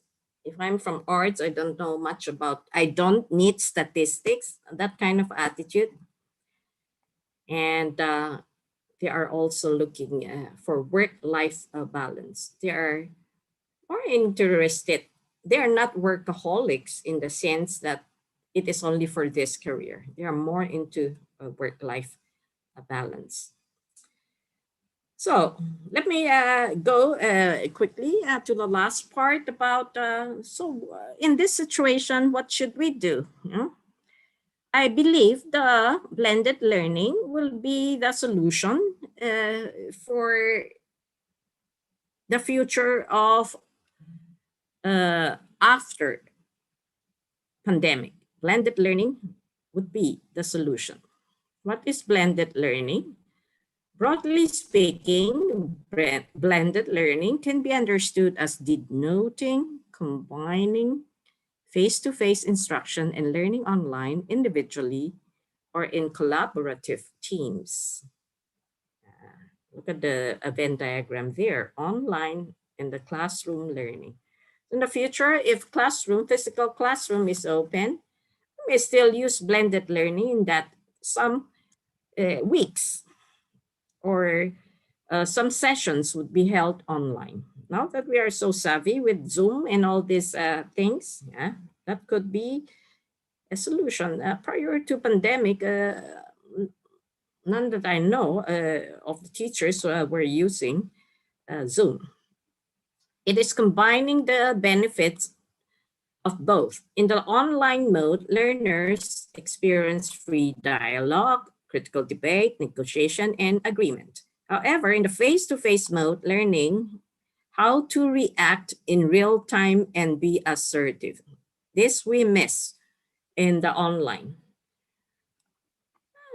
I miss all this laughter and the yes and of online learning of this Zoom thing. So you know what? Except for this webinar, because my instruction was to give the lecture, and after the lecture, the Q&A. In my classes, every 10 minutes, I stop, share, and look at them, and we talk what happened in the 10 minutes of that lecture, and we make them go into breakout rooms, and they come together and give me a summary of what they discuss and so on. So even within that 1.5 or 2 hours, we get to interact quite a bit. Yeah? It should not be just a presentation. And I ask them to unmute even while I'm giving the lecture, so that if they feel they have to ask, interrupt, that's fine. Except that those who have dogs or cats or children crying, they have to mute themselves. Yeah, but I would say, okay, give me your answer, this and that. I look at your name and call for participation, because participation is still important even in this Zoom online learning. I give at least 40 points, yeah, out of 300 points. Regular class, I have 500 points because of the synchronous, asynchronous, and lesson of the requirements of the course packet being reduced. I reduced to 300 points, but 40 points would be the participation still. So what are some of the benefits of blended learning? Blended learning would still at least keep the classroom connections alive. Still, we develop technology skills and is cost effective, no commute, no need for traffic, time effective as well, save time, as flexible, boost engagement, can even bring parents, if you're teaching basic education, can bring parents on board, can make personalized learning a reality. There are many modes of blended learning. Yeah, this is one slide. In another course, I have another slide in addition to this, but just look at some of the differences here. So we have the replacement model, the supplemental model, the emporium. Do you know what the word is, emporium? It used to be emporium before the mall. Do they still have the use of the emporium word in the Philippines? And the buffet model. Replacement model, face-to-face lectures are substituted either partially or fully by online materials. Yeah. What we're doing is replace. Supplemental to, students attend the same number of class meetings but have access to additional technology-based courses or resources. Yeah, that's part of our course packet as well, Emporium model, students work solely online in self-access mode, but support or materials are provided within a learning resource center. So somebody has to be the librarian of this learning resource center as well. That could be considered. And the buffet model, students are provided with a menu of learning activities in both face-to-face and online formats, and they are free to create a combination of materials that suits their own objectives and learning style. Yeah, buffet is good. You get what you like and so on, and combine them and make your own program. When I was in Harvard for my postdoctorate, I attended courses, 8 courses during the semester, of which 4 courses actually was advised, but I felt that I could do naman the, ano.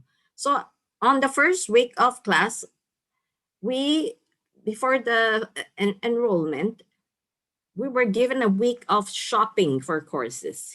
Shopping.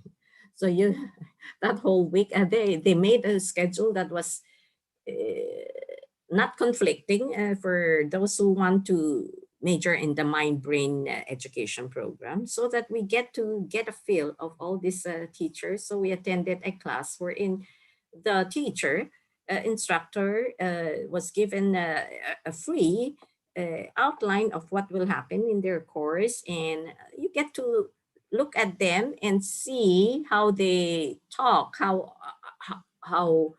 how they handle the class and so on. Yeah, and then you list down what the courses you will take. That's a bit like a buffet a model. But of course, we were in the classrooms. Yeah, I was greatly helped by my mentor, Kurt Fisher. And then I also attended 2 courses of Howard Gardner, and that's why multiple intelligences proponent. One course was a bigger class auditorium, but another course was like a more intimate setting. I think we were just 12 of us, and we have to submit our credential for him to pick who he wanted to be in that class. Yeah, and that class was called Good Work, where excellence and ethics meet. And I remember so well. That was 2003. And the reason why I'm sharing this is because that would provide us some ideas for in the future, whether we should fix our curriculum so finally, or we would allow some students to, of course, we have the elective and the cognates where they have choices, but some cognates are so difficult for students of another college to be enrolled in. And secondly, they should get a feel maybe of this particular teacher or the work, the course outline. Give a course outline already, course syllabus, so they would take a look before they got stuck in a class where they cannot handle the major requirements. So in this CABLS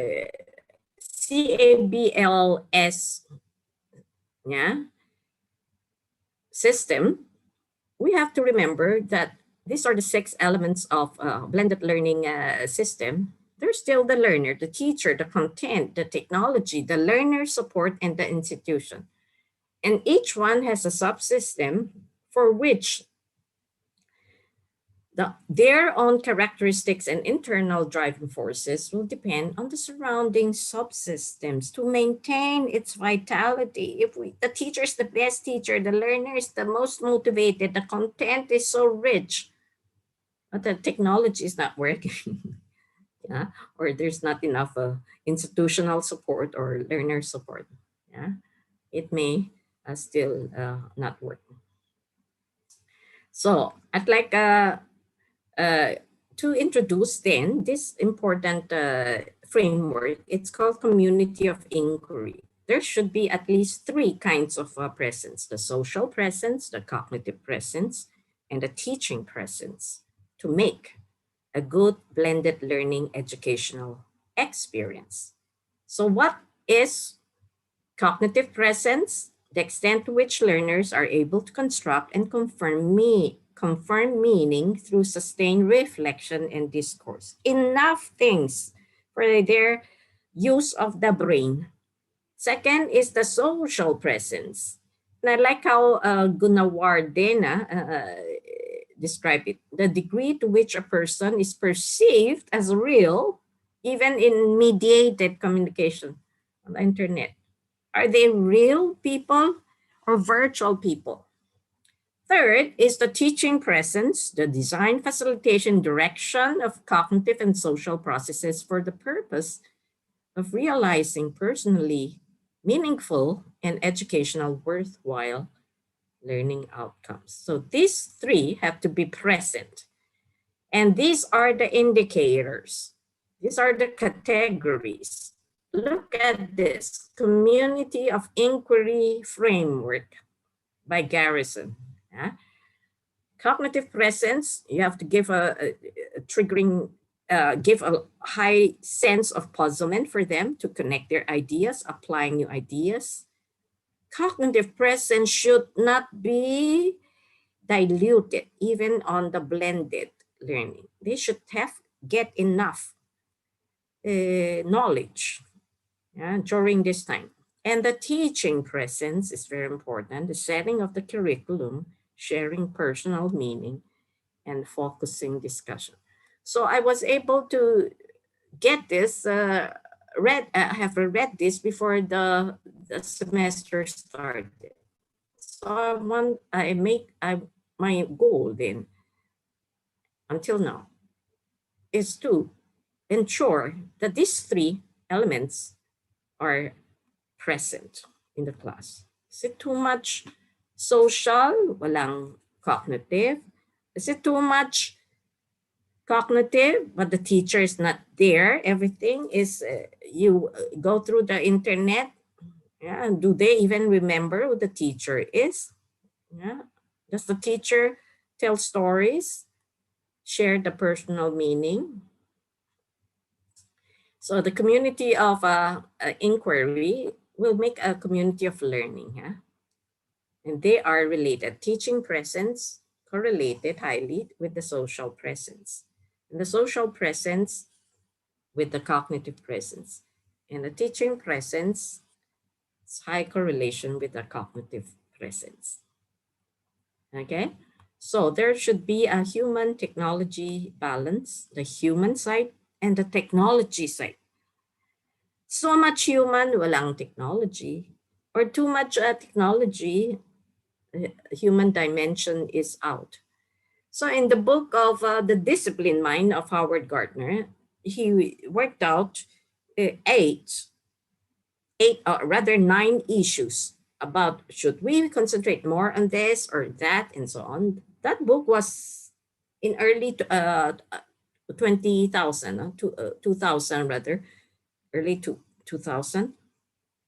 And I already could see that he was anticipating that some of us will fall in the error of too much technology, too little human, too much human, too little technology. Look at what the human dimension would entail: motivation, personalization, feedback, fluency, relevance, discipline, meaning discipline have expertise on the discipline as well. Huh? Technology, the mobility, the structure, the tracking, and the control, self-study, reduce costs, and the global reach. So talking points, I summarize this to talking points for further decision. Yeah, not only with the teachers themselves, but the university, the unit, so on, no? Schedule. How much should be asynchronous? How much asynchronous? Who is leading? The learner leading himself, or the instruction in the instructor leading?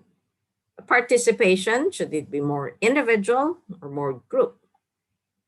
And the technology, more technology or less technology?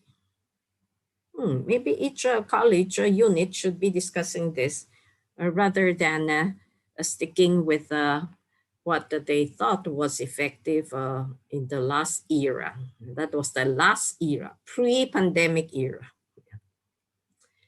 Lastly, very quickly, what are some tips that I can give for work from home? First, importance of boundary. Boundary is defined as physical, emotional, cognitive, relational limits that defines entities as separate from one another. Even if you live with your parents, with your husband, your children, and so on, there should be boundary when you work from home, because individuals actually actively establish and maintain boundaries around their work and home domains. There are those who are more of the high integration, when individuals prefer to blend various aspects of their work and home lives. They're eating while teaching, cooking while discussing. There are those who are more high segmented individuals-oriented high segmentation, when individuals prefer to keep work and home separate. If you have a separate room for study room, and then a bedroom and a kitchen, you have a more, at least during this time, high segmentation. Then there is this idea of boundary permeability. Boundary is permeable when individuals are physically located in domain, but psychologically or behaviorally involved in another domain. And that is what we are experiencing now. Some people are experiencing high home boundary permeability when people frequently work after hours at home. So they are responding to work emails while at home, talking about pre-pandemic. There are those who are low home boundary permeability when they fully attend to home demands while at home and keep work matters at bay. Remember, this is as your personal preference or desire, but it could also be dictated by other constraints, situational, environmental constraints as well. Think about your boundary permeability at this time when you are working from home. Yeah. And then there would be some work-home conflict. One is time-based conflict, the other is strain-based conflict, and the third is behavioral or behavior-based conflict. Time-based conflict, when devoting time to the demands of one domain, leaves the person little time to meet the demands of another domain. That's time-based conflict. So is this time, so I try to make my schedules the same as when it was pre-pandemic. I almost follow to the T, still the time structure. We have to structure our space, but also structure our time. This is the secret to effective work from home. Strain-based conflict happens when fatigue or exhaustion individuals experience as a result of stressors from one domain affecting their performance in the other domain. Because my kids are adults, I do not have to care about the kids' education, but I would foresee that some of my younger colleagues who have younger children also doing homeschooling at this time, enforced remote learning, emergency remote learning, would have strain-based conflict as well as time-based, because you cannot control their time that the schools are asking them to be online. Behavior-based conflict, when behavior developed in one domain, is not compatible with the behavior expected in the other domain. For example, you want to be strict with your children and you are trying to be nice with your faculty meeting and so on. There would be some kind of a disorientation as to whether you are to dress this way, act this way, talk this way on this domain and that domain and so on. Okay, so BZ is another era before Zoom era. There would be a positive or negative spillover. Some got a better deal because you are trying to be formal, professional, and so you start to talk with your children more professionally, nicer. That's positive as spillover. But it could be the other way around. You're just angry at someone there at home and you're to project something professional on the screen. Yeah. Is it a Zoom boon or a Zoom gloom? Sometimes it's boon for me. I don't have to travel. I don't have, there's no traffic going there. And sometimes for some of the meetings, I don't have to dress up and so on if I'm not the speaker. But every class hour, I still try to put myself more presentable. Zoom gloom happens when after one another meeting or class hours, after 6 hours or 4 hours at least for the synchronous part, you start to feel the drain. So there's a lot of Zoom fatigue. It could be physical, it could be emotional, could be social exhaustion. So what are some tips to prevent the Zoom fatigue? Yeah, audio without the video. So be considerate if a person would request for just the audio but not the video. Take a break, not back-to-back meetings, and try to establish a good office area. So people still can walk about and around without disturbing or without having to excuse themselves. Yeah. A blank wall is good. So people don't have to see what is happening in your home. And of course, some of you can use a green screen, and you can change the background every now and then. Yeah. And lastly, let me just give a very few tips. Principles are few, but they last. Know your students. Educate yourself of the generational differences and similarities. That was what we have been discussing at the first stop, at least 15 or 30 minutes.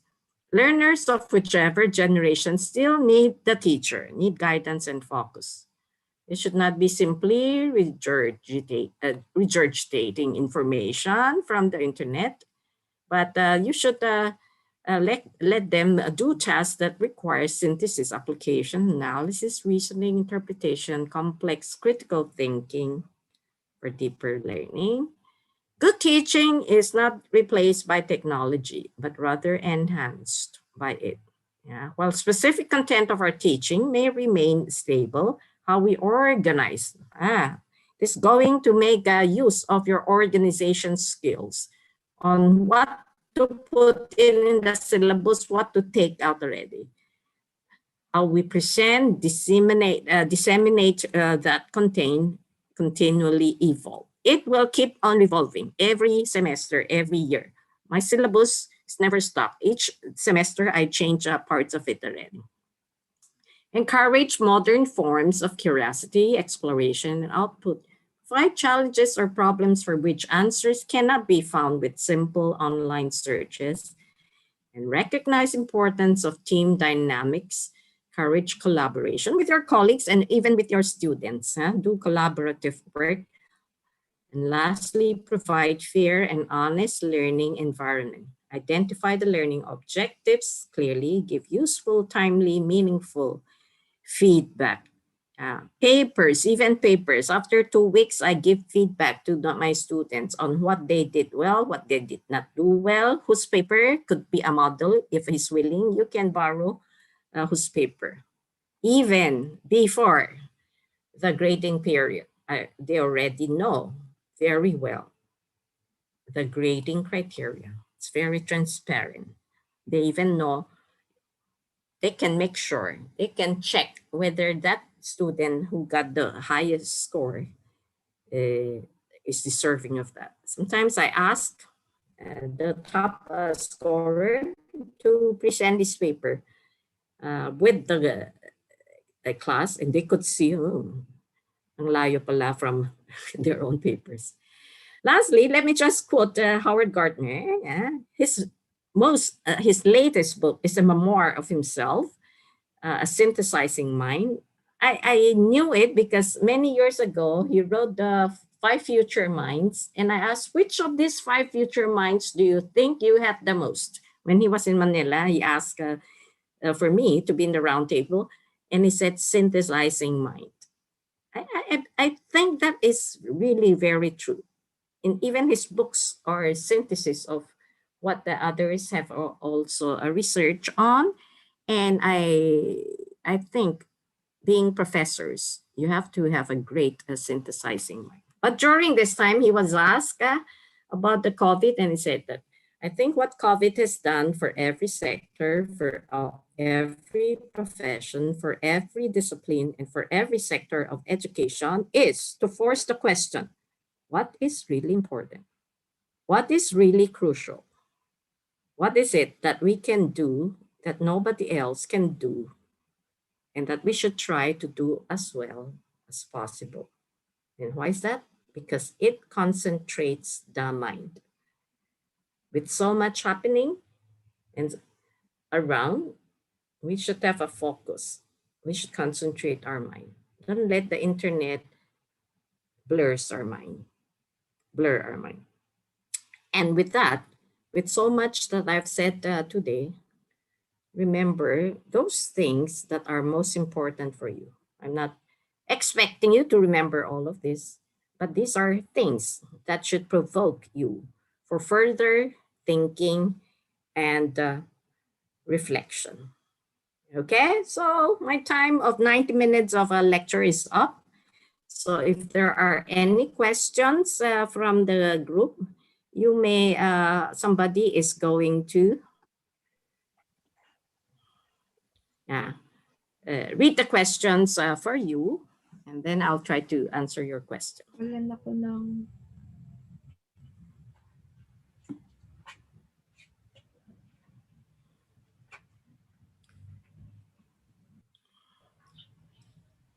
Okay, I actually got, can you hear me, Nak, Dr. Nak? Yes, ma'am. Before we proceed to the question and answer portion, ma'am. Yes. Yes, please, yeah. Can you hear me? Yes, I can hear you. Yeah. Maraming salamat, Dr. Ku, para sa napakaganda at napaka-informative na lecture. Very substantial. After listening to your lecture, I now conclude that I am officially member of the millennial group. Yeah, Translation, Melinya sa noo. No, mali. Melinya sa noo. Bago Okay, tayo good. magpatuloy, mga kasama guro, ay ihahatid muna namin sa inyo ang isang 2-minute video intermission number. At hinihikayat ko kayong sabayan natin itong lahat. Ma'am Grace, sabayan nyo din po kami. Sige. Para sa ating kalusugan. Simpleng ehersisyo sa palaupong pamumuhay o sedentary lifestyle. Sabi nga nila, sitting is the new smoking at ang pag-upo ng matagal ay nakakasama sa kalusugan. Sundin ang mga sumusunod. Ehersisyo sa leeg at balikat.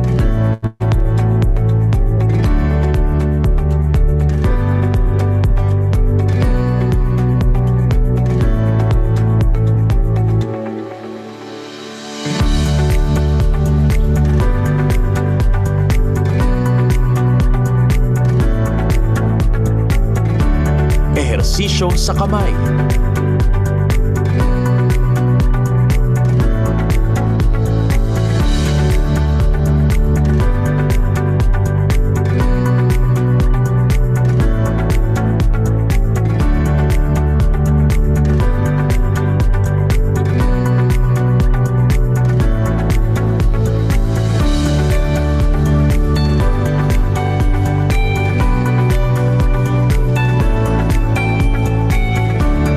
Ehersisyo sa likod at legs.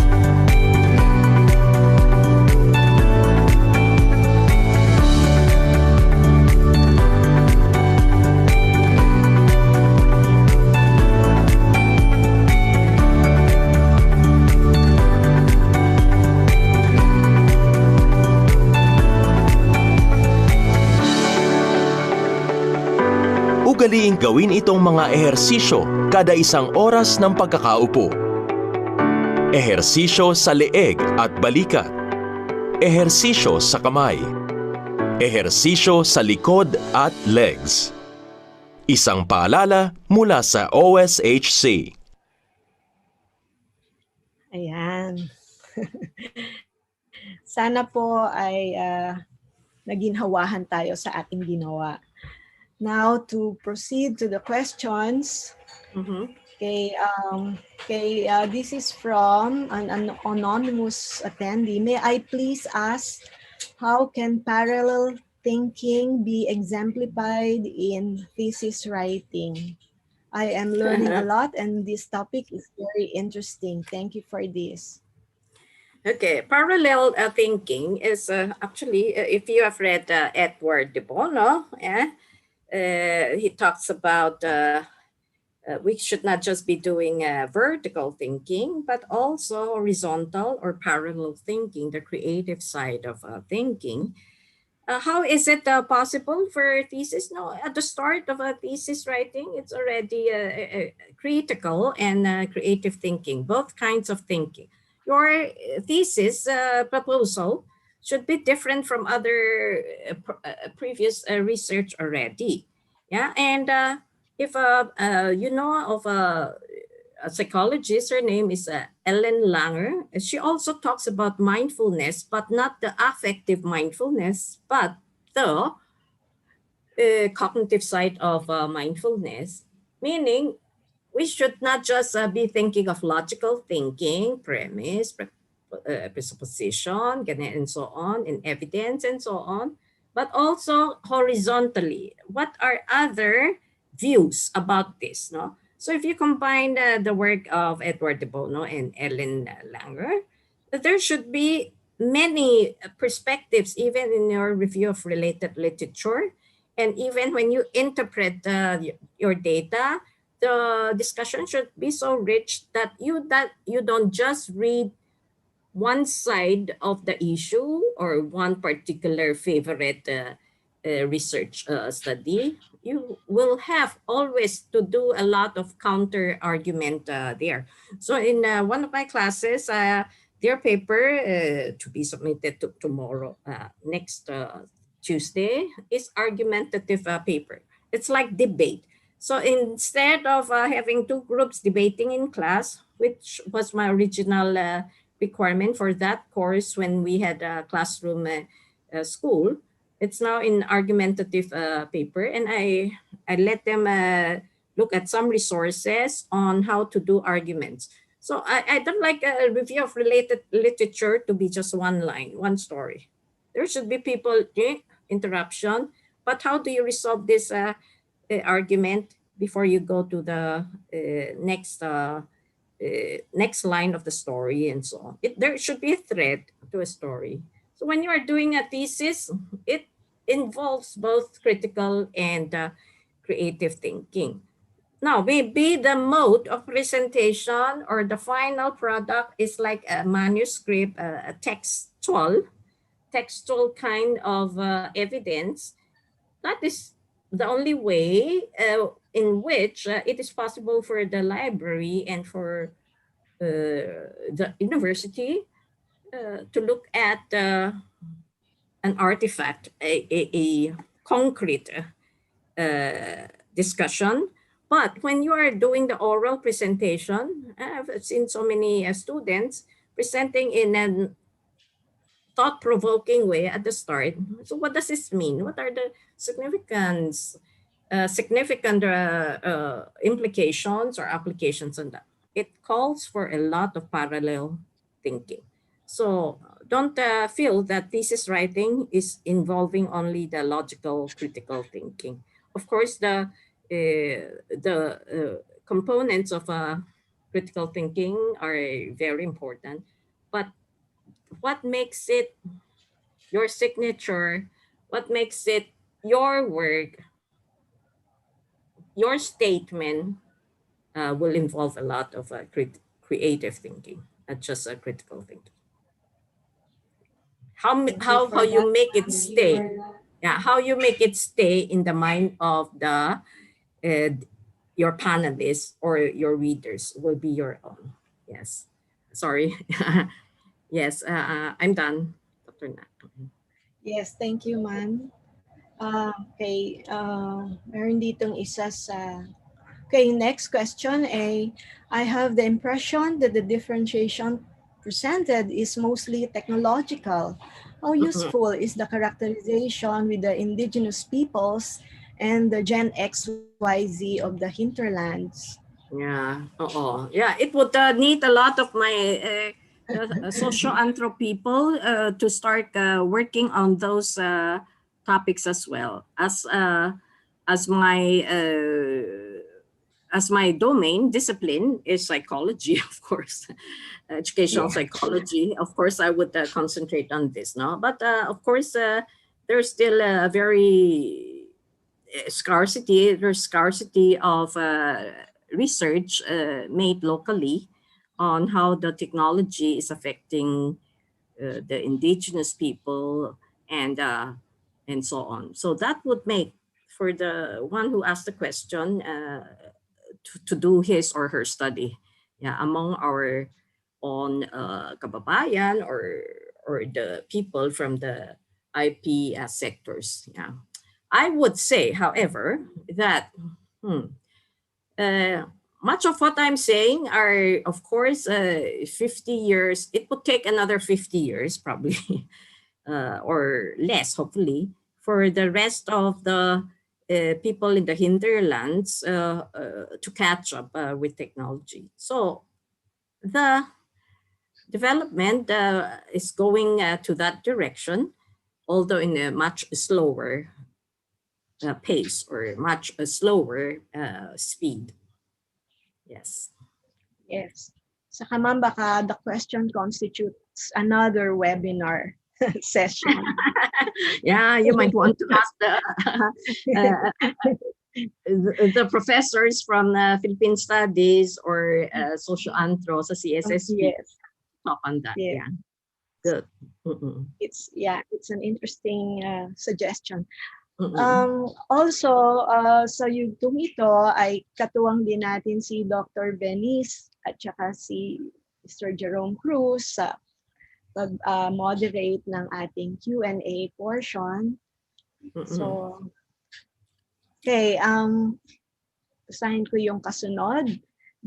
From Archil, Nina Capistrano, the buffet model of blended learning delivery is something that I've been wanting to design for my course. Can you please give tips on how to translate this in an obidized syllabus?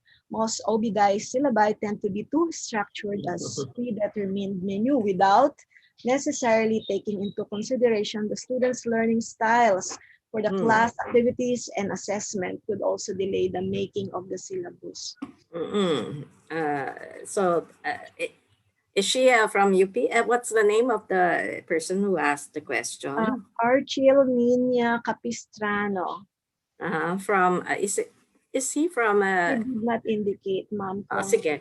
Anyway, my colleague, Dr. Oizon, is here, and she would know what I think about the OPDIs. Venice. First of all, okay. Buffet menu is still not practiced here in the University of the Philippines because even if you are a course instructor, you have ideas and there are constraints for you. There are requirements for you that your syllabus or your requirements and should follow a certain format, like the OB-diced format, in which I have the good fortune of my two younger faculty members doing that because, well, first of all, they will be the ones that will be most affected by it as they continue to teach courses from our discipline. Secondly, even within the constraints of you have to have this and that and so on, at least at UP, we have the freedom of deciding on what contents to include and what requirements you would ask to do. I am mostly looking at how creative teachers are in giving requirements, and whether all kinds of varieties of excellence are given a chance to shine for each student. So if there are 4 communication modes, the reading part should be, of course, included. The writing part, of course, in the paper. The listening part, so they participate. And then the speaking part. So all my requirements would require speaking, a presentation, or when classes were normal, still, they had to go out into other schools and echo or give a new presentation of the topics that were discussed in the class. Further, there should be text, then there's the speech, there should be diagram for those, and there should be pictures, meaning stories as well. So all these kinds of things are within your power to be included in your syllabus, whatever you teach, so that people who are good with writing but not so good at has chance to excel. But those who are good in speaking may not be the ones who are good in writing. They get a chance to do the oral presentation as well. So we'd like to develop students who excel in all aspects of the communication. As teachers, we are training teachers in the future. They should be good at all modes of delivery. And so I would, however, on the OPDICE, it depends on what school you are in which you have some helps, or the clerks doing it from what you have written in the syllabus, or your other colleagues in charge of that. All these are variations that I cannot answer directly to your question, because I don't know what you teach, in what school.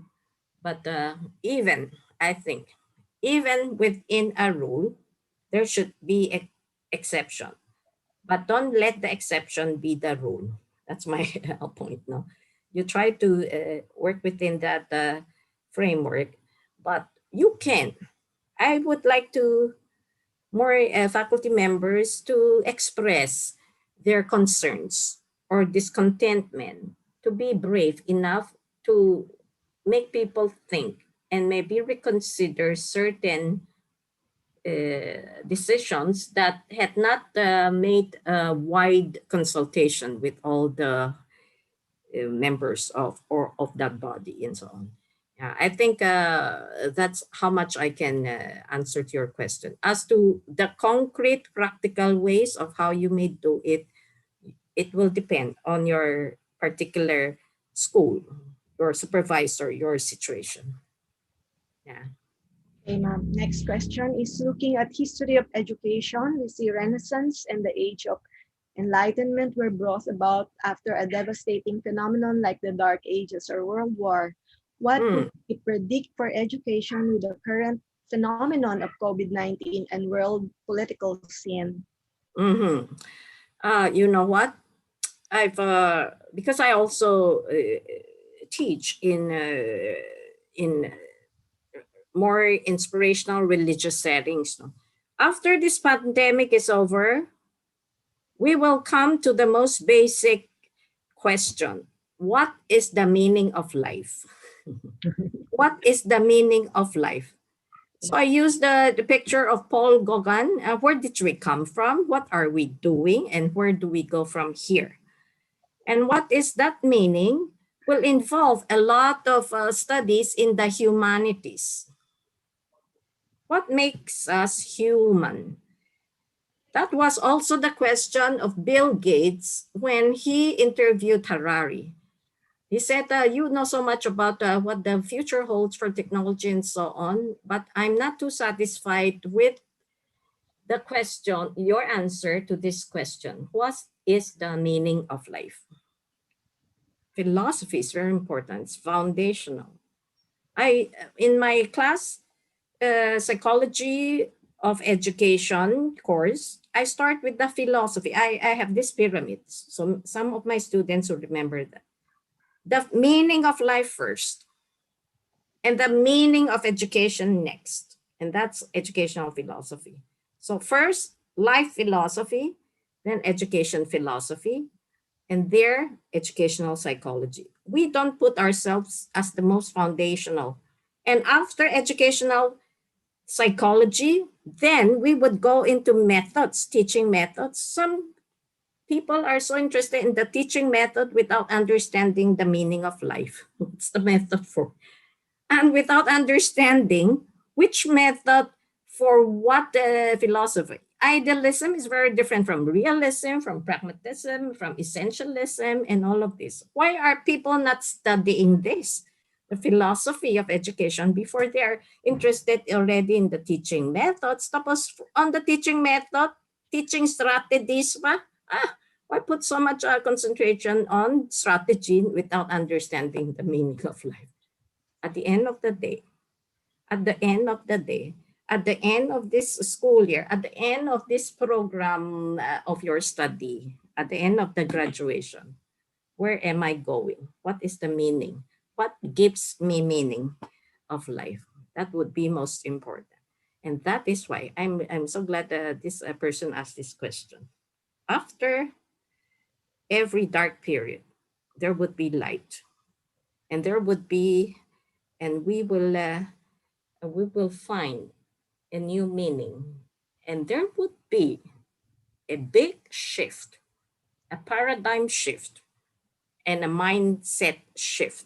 So much so that what we had worked in the past 20 years, we can only pick up the most essential things. And many big, small questions, trivial petty quarrels will be lost in what we should anticipate, the new dawning. I contribute a lot to the Philippine Daily Inquirer. Noon in the learning section, prior to that lifestyle section, and these days, kasi they don't have the learning section, I contribute a lot to the commentary or the opinion page. I'm writing, maybe later on, liminality. We are in between.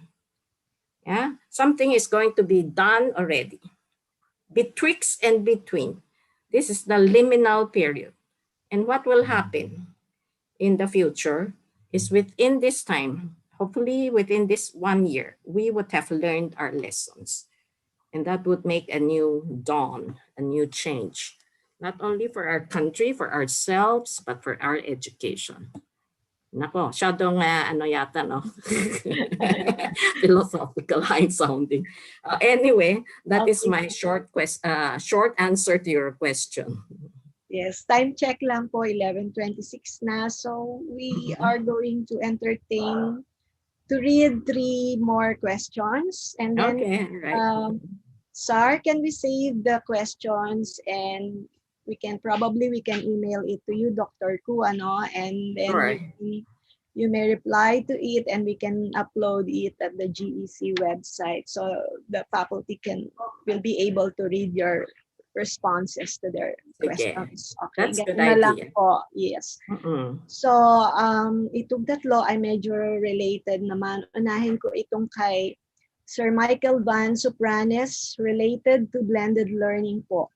What are the usual factors that should be considered when deciding the number of hours for asynchronous and synchronous activities? Okay. Now, at each different stage and level, I'm sure it would be different for the basic education, for the tertiary, the secondary and the tertiary education. Let me just give you an example because I teach mostly grad school, but you can tweak there a bit.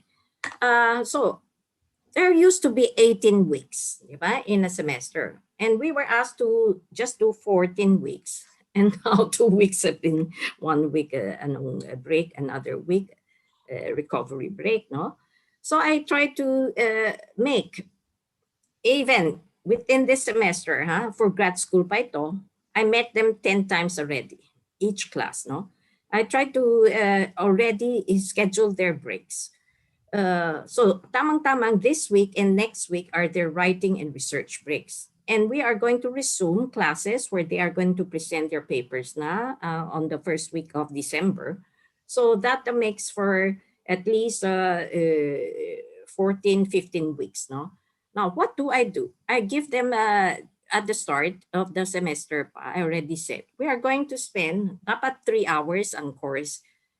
I'm going to spend at least 1.5 hours or 2 hours on the synchronous lecture. So I gave a lecture, but within the lecture, it's always interactive lectures. So they can already ask their questions or breakout rooms and so on.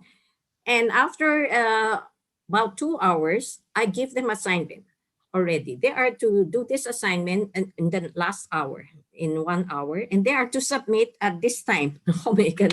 At this 5:30, you have to submit your, of this reflection paper or this exercise. I call them exercise, and or in the evening class, it's 8:30, so that I can help them manage that even within this a very difficult time, there's the synchronous and the asynchronous side of my courses. And of course, doing their homework is part of the asynchronous as well. Reading their papers, I check on them. What I can, at least it should be half-half. No, it should not be the whole asynchronous. Let me tell you, students who are not good with time management, if you leave them the whole semester off, it will be the last week that they started to take care of their work. No, so what we need to do is to check on whether they had submitted their papers on time. If I still have that rule, if you submit late, there's a deduction, 10%. It's part of the syllabus. And so at that day, on that day, even before I check the papers, I already checked whether they had submitted. And I would ask, inquire, I don't have not received your paper. Is it because you don't have connectivity and so on? My students are very honest. They said they are not done, and they know about the late papers and so on. In other words, we should do our time management well, and we should involve our students so that they don't do too much disruption in your time management, and help them, teach them to pace their work. So even for long paper, I already asked for their topic 4 weeks before. Tapos yung 3 weeks before, I said, have you already thought through the statement of the problem? 2 weeks ahead. Ganyan. Continuous monitoring is important so that we help them to control their use of time as well.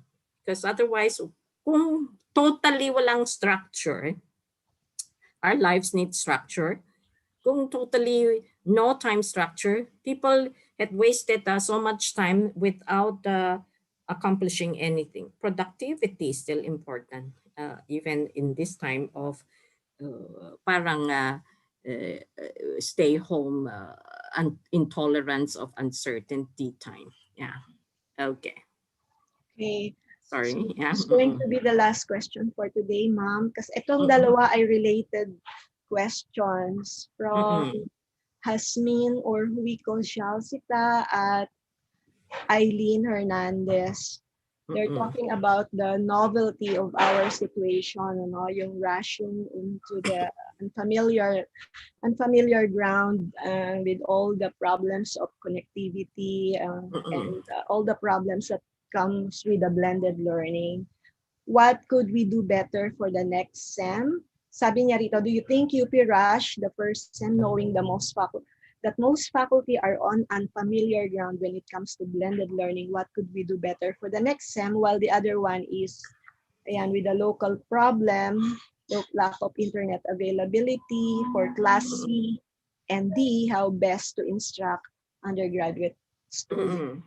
So what are we going to do to better? I think UP cannot help because we cannot blame UP because this pandemic came all of a sudden.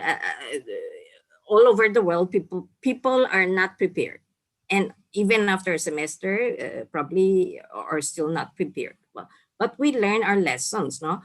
However, I think we have to balance too between certain instructions and certain leeways because different courses have very different demands, cognitive demands. So if we are giving just one direction, one template, that is very difficult. Teaching laboratory yesterday, a chemistry professor 2 days ago was asking me about how can they do laboratory in this kind of, I said, do they have equipment at home? Of course not. So what do? They watch YouTube how to do something, and then they observe and then submit their final report and so on. I said, but that is completely different because they are not the ones mixing and so on and so forth. No? So it's hard to teach a laboratory. And many of my colleagues and even my niece is she's on leave yata, no? But those were teaching conducting. Oh, how do you teach conducting in the music with all this pandemic? So my youngest sister, who's a doctorate in music, is teaching conducting in US. She said all the time she's at home, and you cannot even sing together because the time lag. It's so different. You cannot sing together as a choir. What you can do is only submit the virtual choir things and so on. There are so many limitations. My work is easier at least because I'm teaching. First, I'm fortunate to be teaching grad school. I have to make sure that it's not that I'm so clever or whatnot. Secondly, I have a smaller class, 12, 15. The most is siguro 18 ganyan, much controllable. If you are teaching undergrad with 40 and 50 students, that's really difficult. Maybe in the future, so somebody asked me in the last webinar at the one at UP then, I said, if you have a class of 40, can you make it into 2 sections, no? So that you do the synchronous first with this section and that section. Well, they are doing the asynchronous now, then you do this other 20. So that you can at least see them face to face on the screen and know them and try to, you have to be very efficient in the using of your time as well. So much time has been wasted because of the indecisiveness, maybe not of our own wrongdoing or fault, but because then, you see, the government would issue all these suspension notices at the very last minute. So it's very demotivating for people who want it already to present their papers and so on, or their thesis outline and so on, tapos na delay pa kasi of this or that and so on. Yeah. Okay, so what can I say? We make the best use of what we are given. Don't be too hard on ourselves, and yet don't be too lax on ourselves then. So at the end of this 1 year, what have we learned? What have we learned about technology? What have we learned about the value of face-to-face interaction? I miss my colleagues. I miss my class. I miss my friends talaga. I'm sure after this pandemic, everybody is going to, safe na, nako, we will treasure the time of face-to-face communication. Communication without face-to-face is so difficult. We miss all the nonverbal gestures. We miss the ganyan, and so on. And that makes it interesting, even for a speaker like me. I like to speak to people face-to-face. Yeah. So we make the best use of this time, and yet be grateful. Yesterday I was in this. Be grateful that we still have work. Teachers are in demand. We are not laid off because many other industries, they have to lay off people, and the teachers are still working. Just the fact that we have work, we have to be grateful. And thank you very much. God bless everyone. Thank you very much, Dr. Ku. Ma'am, is it okay that we will send you the other questions and via email? Sure. Yeah, go ahead. Yeah. Yeah. And how do I just answer them and send back to you, no? Yes, Yeah. ma'am. And then you just post it na lang. Yes, ma'am. We will post it at the GE's website and we can email it back to them para naman yung mga paumanhin po sa mga katanungang hindi natin nabasa ngayong umaga. Napaka-interesting ng ibang tanong. We will try our very best to send you Dr. Ku's reply to these questions. Okay. Now, no problem. Yeah. Yes. So, now I would like to call on Dr. Venice Oison to do the honor of awarding the certificate of recognition to Dr. Ku, and after that to formally close the program. Dr. Venice. Sir, our certificate. Yeah. Yes, ma'am. We'd like to award this certificate of appreciation to Professor Dr. Grace Shangkwan Ku for sharing her expertise as a resource speaker at the ABCs of Gen XYZ Understanding Our Learners webinar held on the 23rd day of November in the year 2020. Signed Dr. Nancy Kimuel Gabriel and Dr. Maria, Vice Chancellor Maria Teresa T. Payumayan. Thank you very much po, Dr. Thank you, Venice. So, yeah, in relation to general education, I was listening to Dr. who clearly the new technologies, the habits of minds, and the attitudes of the younger generation, particularly the post-millennial generation or the screenagers who use them, bring not only new opportunities, but also new challenges for general education and the general education faculty who teach them. As Dr. Ku had discussed, the Gen Z, most do not remember life without the internet and have had technology like smartphones and other devices available throughout most of their schooling. Um, how do we now enrich undergraduate educational experiences and further the objectives of general education as mentioned a while ago by Vice Chancellor for Academic Affairs, Payungayong?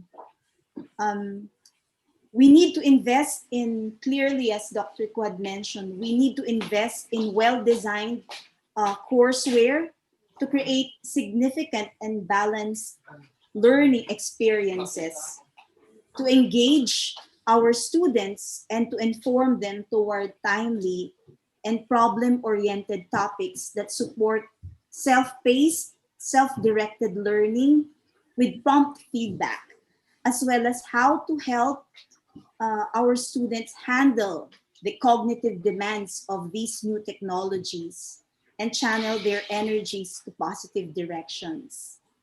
Finally, as teachers, as faculty, we need to set boundaries too to keep our sanity. And Dr. Ku had mentioned, perhaps we could start a digital diet, reclaim our space and time to start thinking deeply and to slow down. With that, thank you very much for Dr. Ku for your talk and for your time. Thank you. Thank you, ma'am. Thank you very much. Let us post our evaluation link so that the attendees may see it. Ayon. There you go. Thank you for attending. Bilang bahagi ng GEC lectures. Please don't forget to answer the evaluation form, and at this point gusto ko pong ipakilala muna ang bumubuo ng General Education Center. Ang dalawang masipag at reliable staff ng GEC ay sina Jerome Cruz. Pakita nyo naman ang inyong fez. At si Sarina Duca. Nandyan pa ba kayo, Jerome and Zar? Yan. They also serve as SAR also serve as the overall technical support and host for this event together with the staff of the UP Computer Center. Thank you very much for the UP Computer Center. Maraming salamat at hanggang sa susunod pong webinar. Bye-bye! Sige, bye-bye. See you.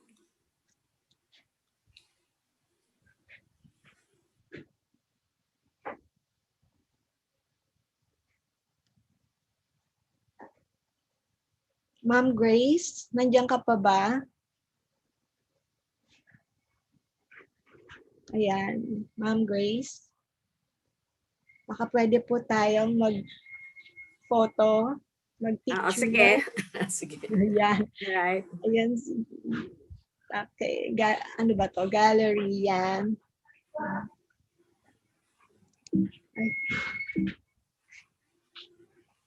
Oh.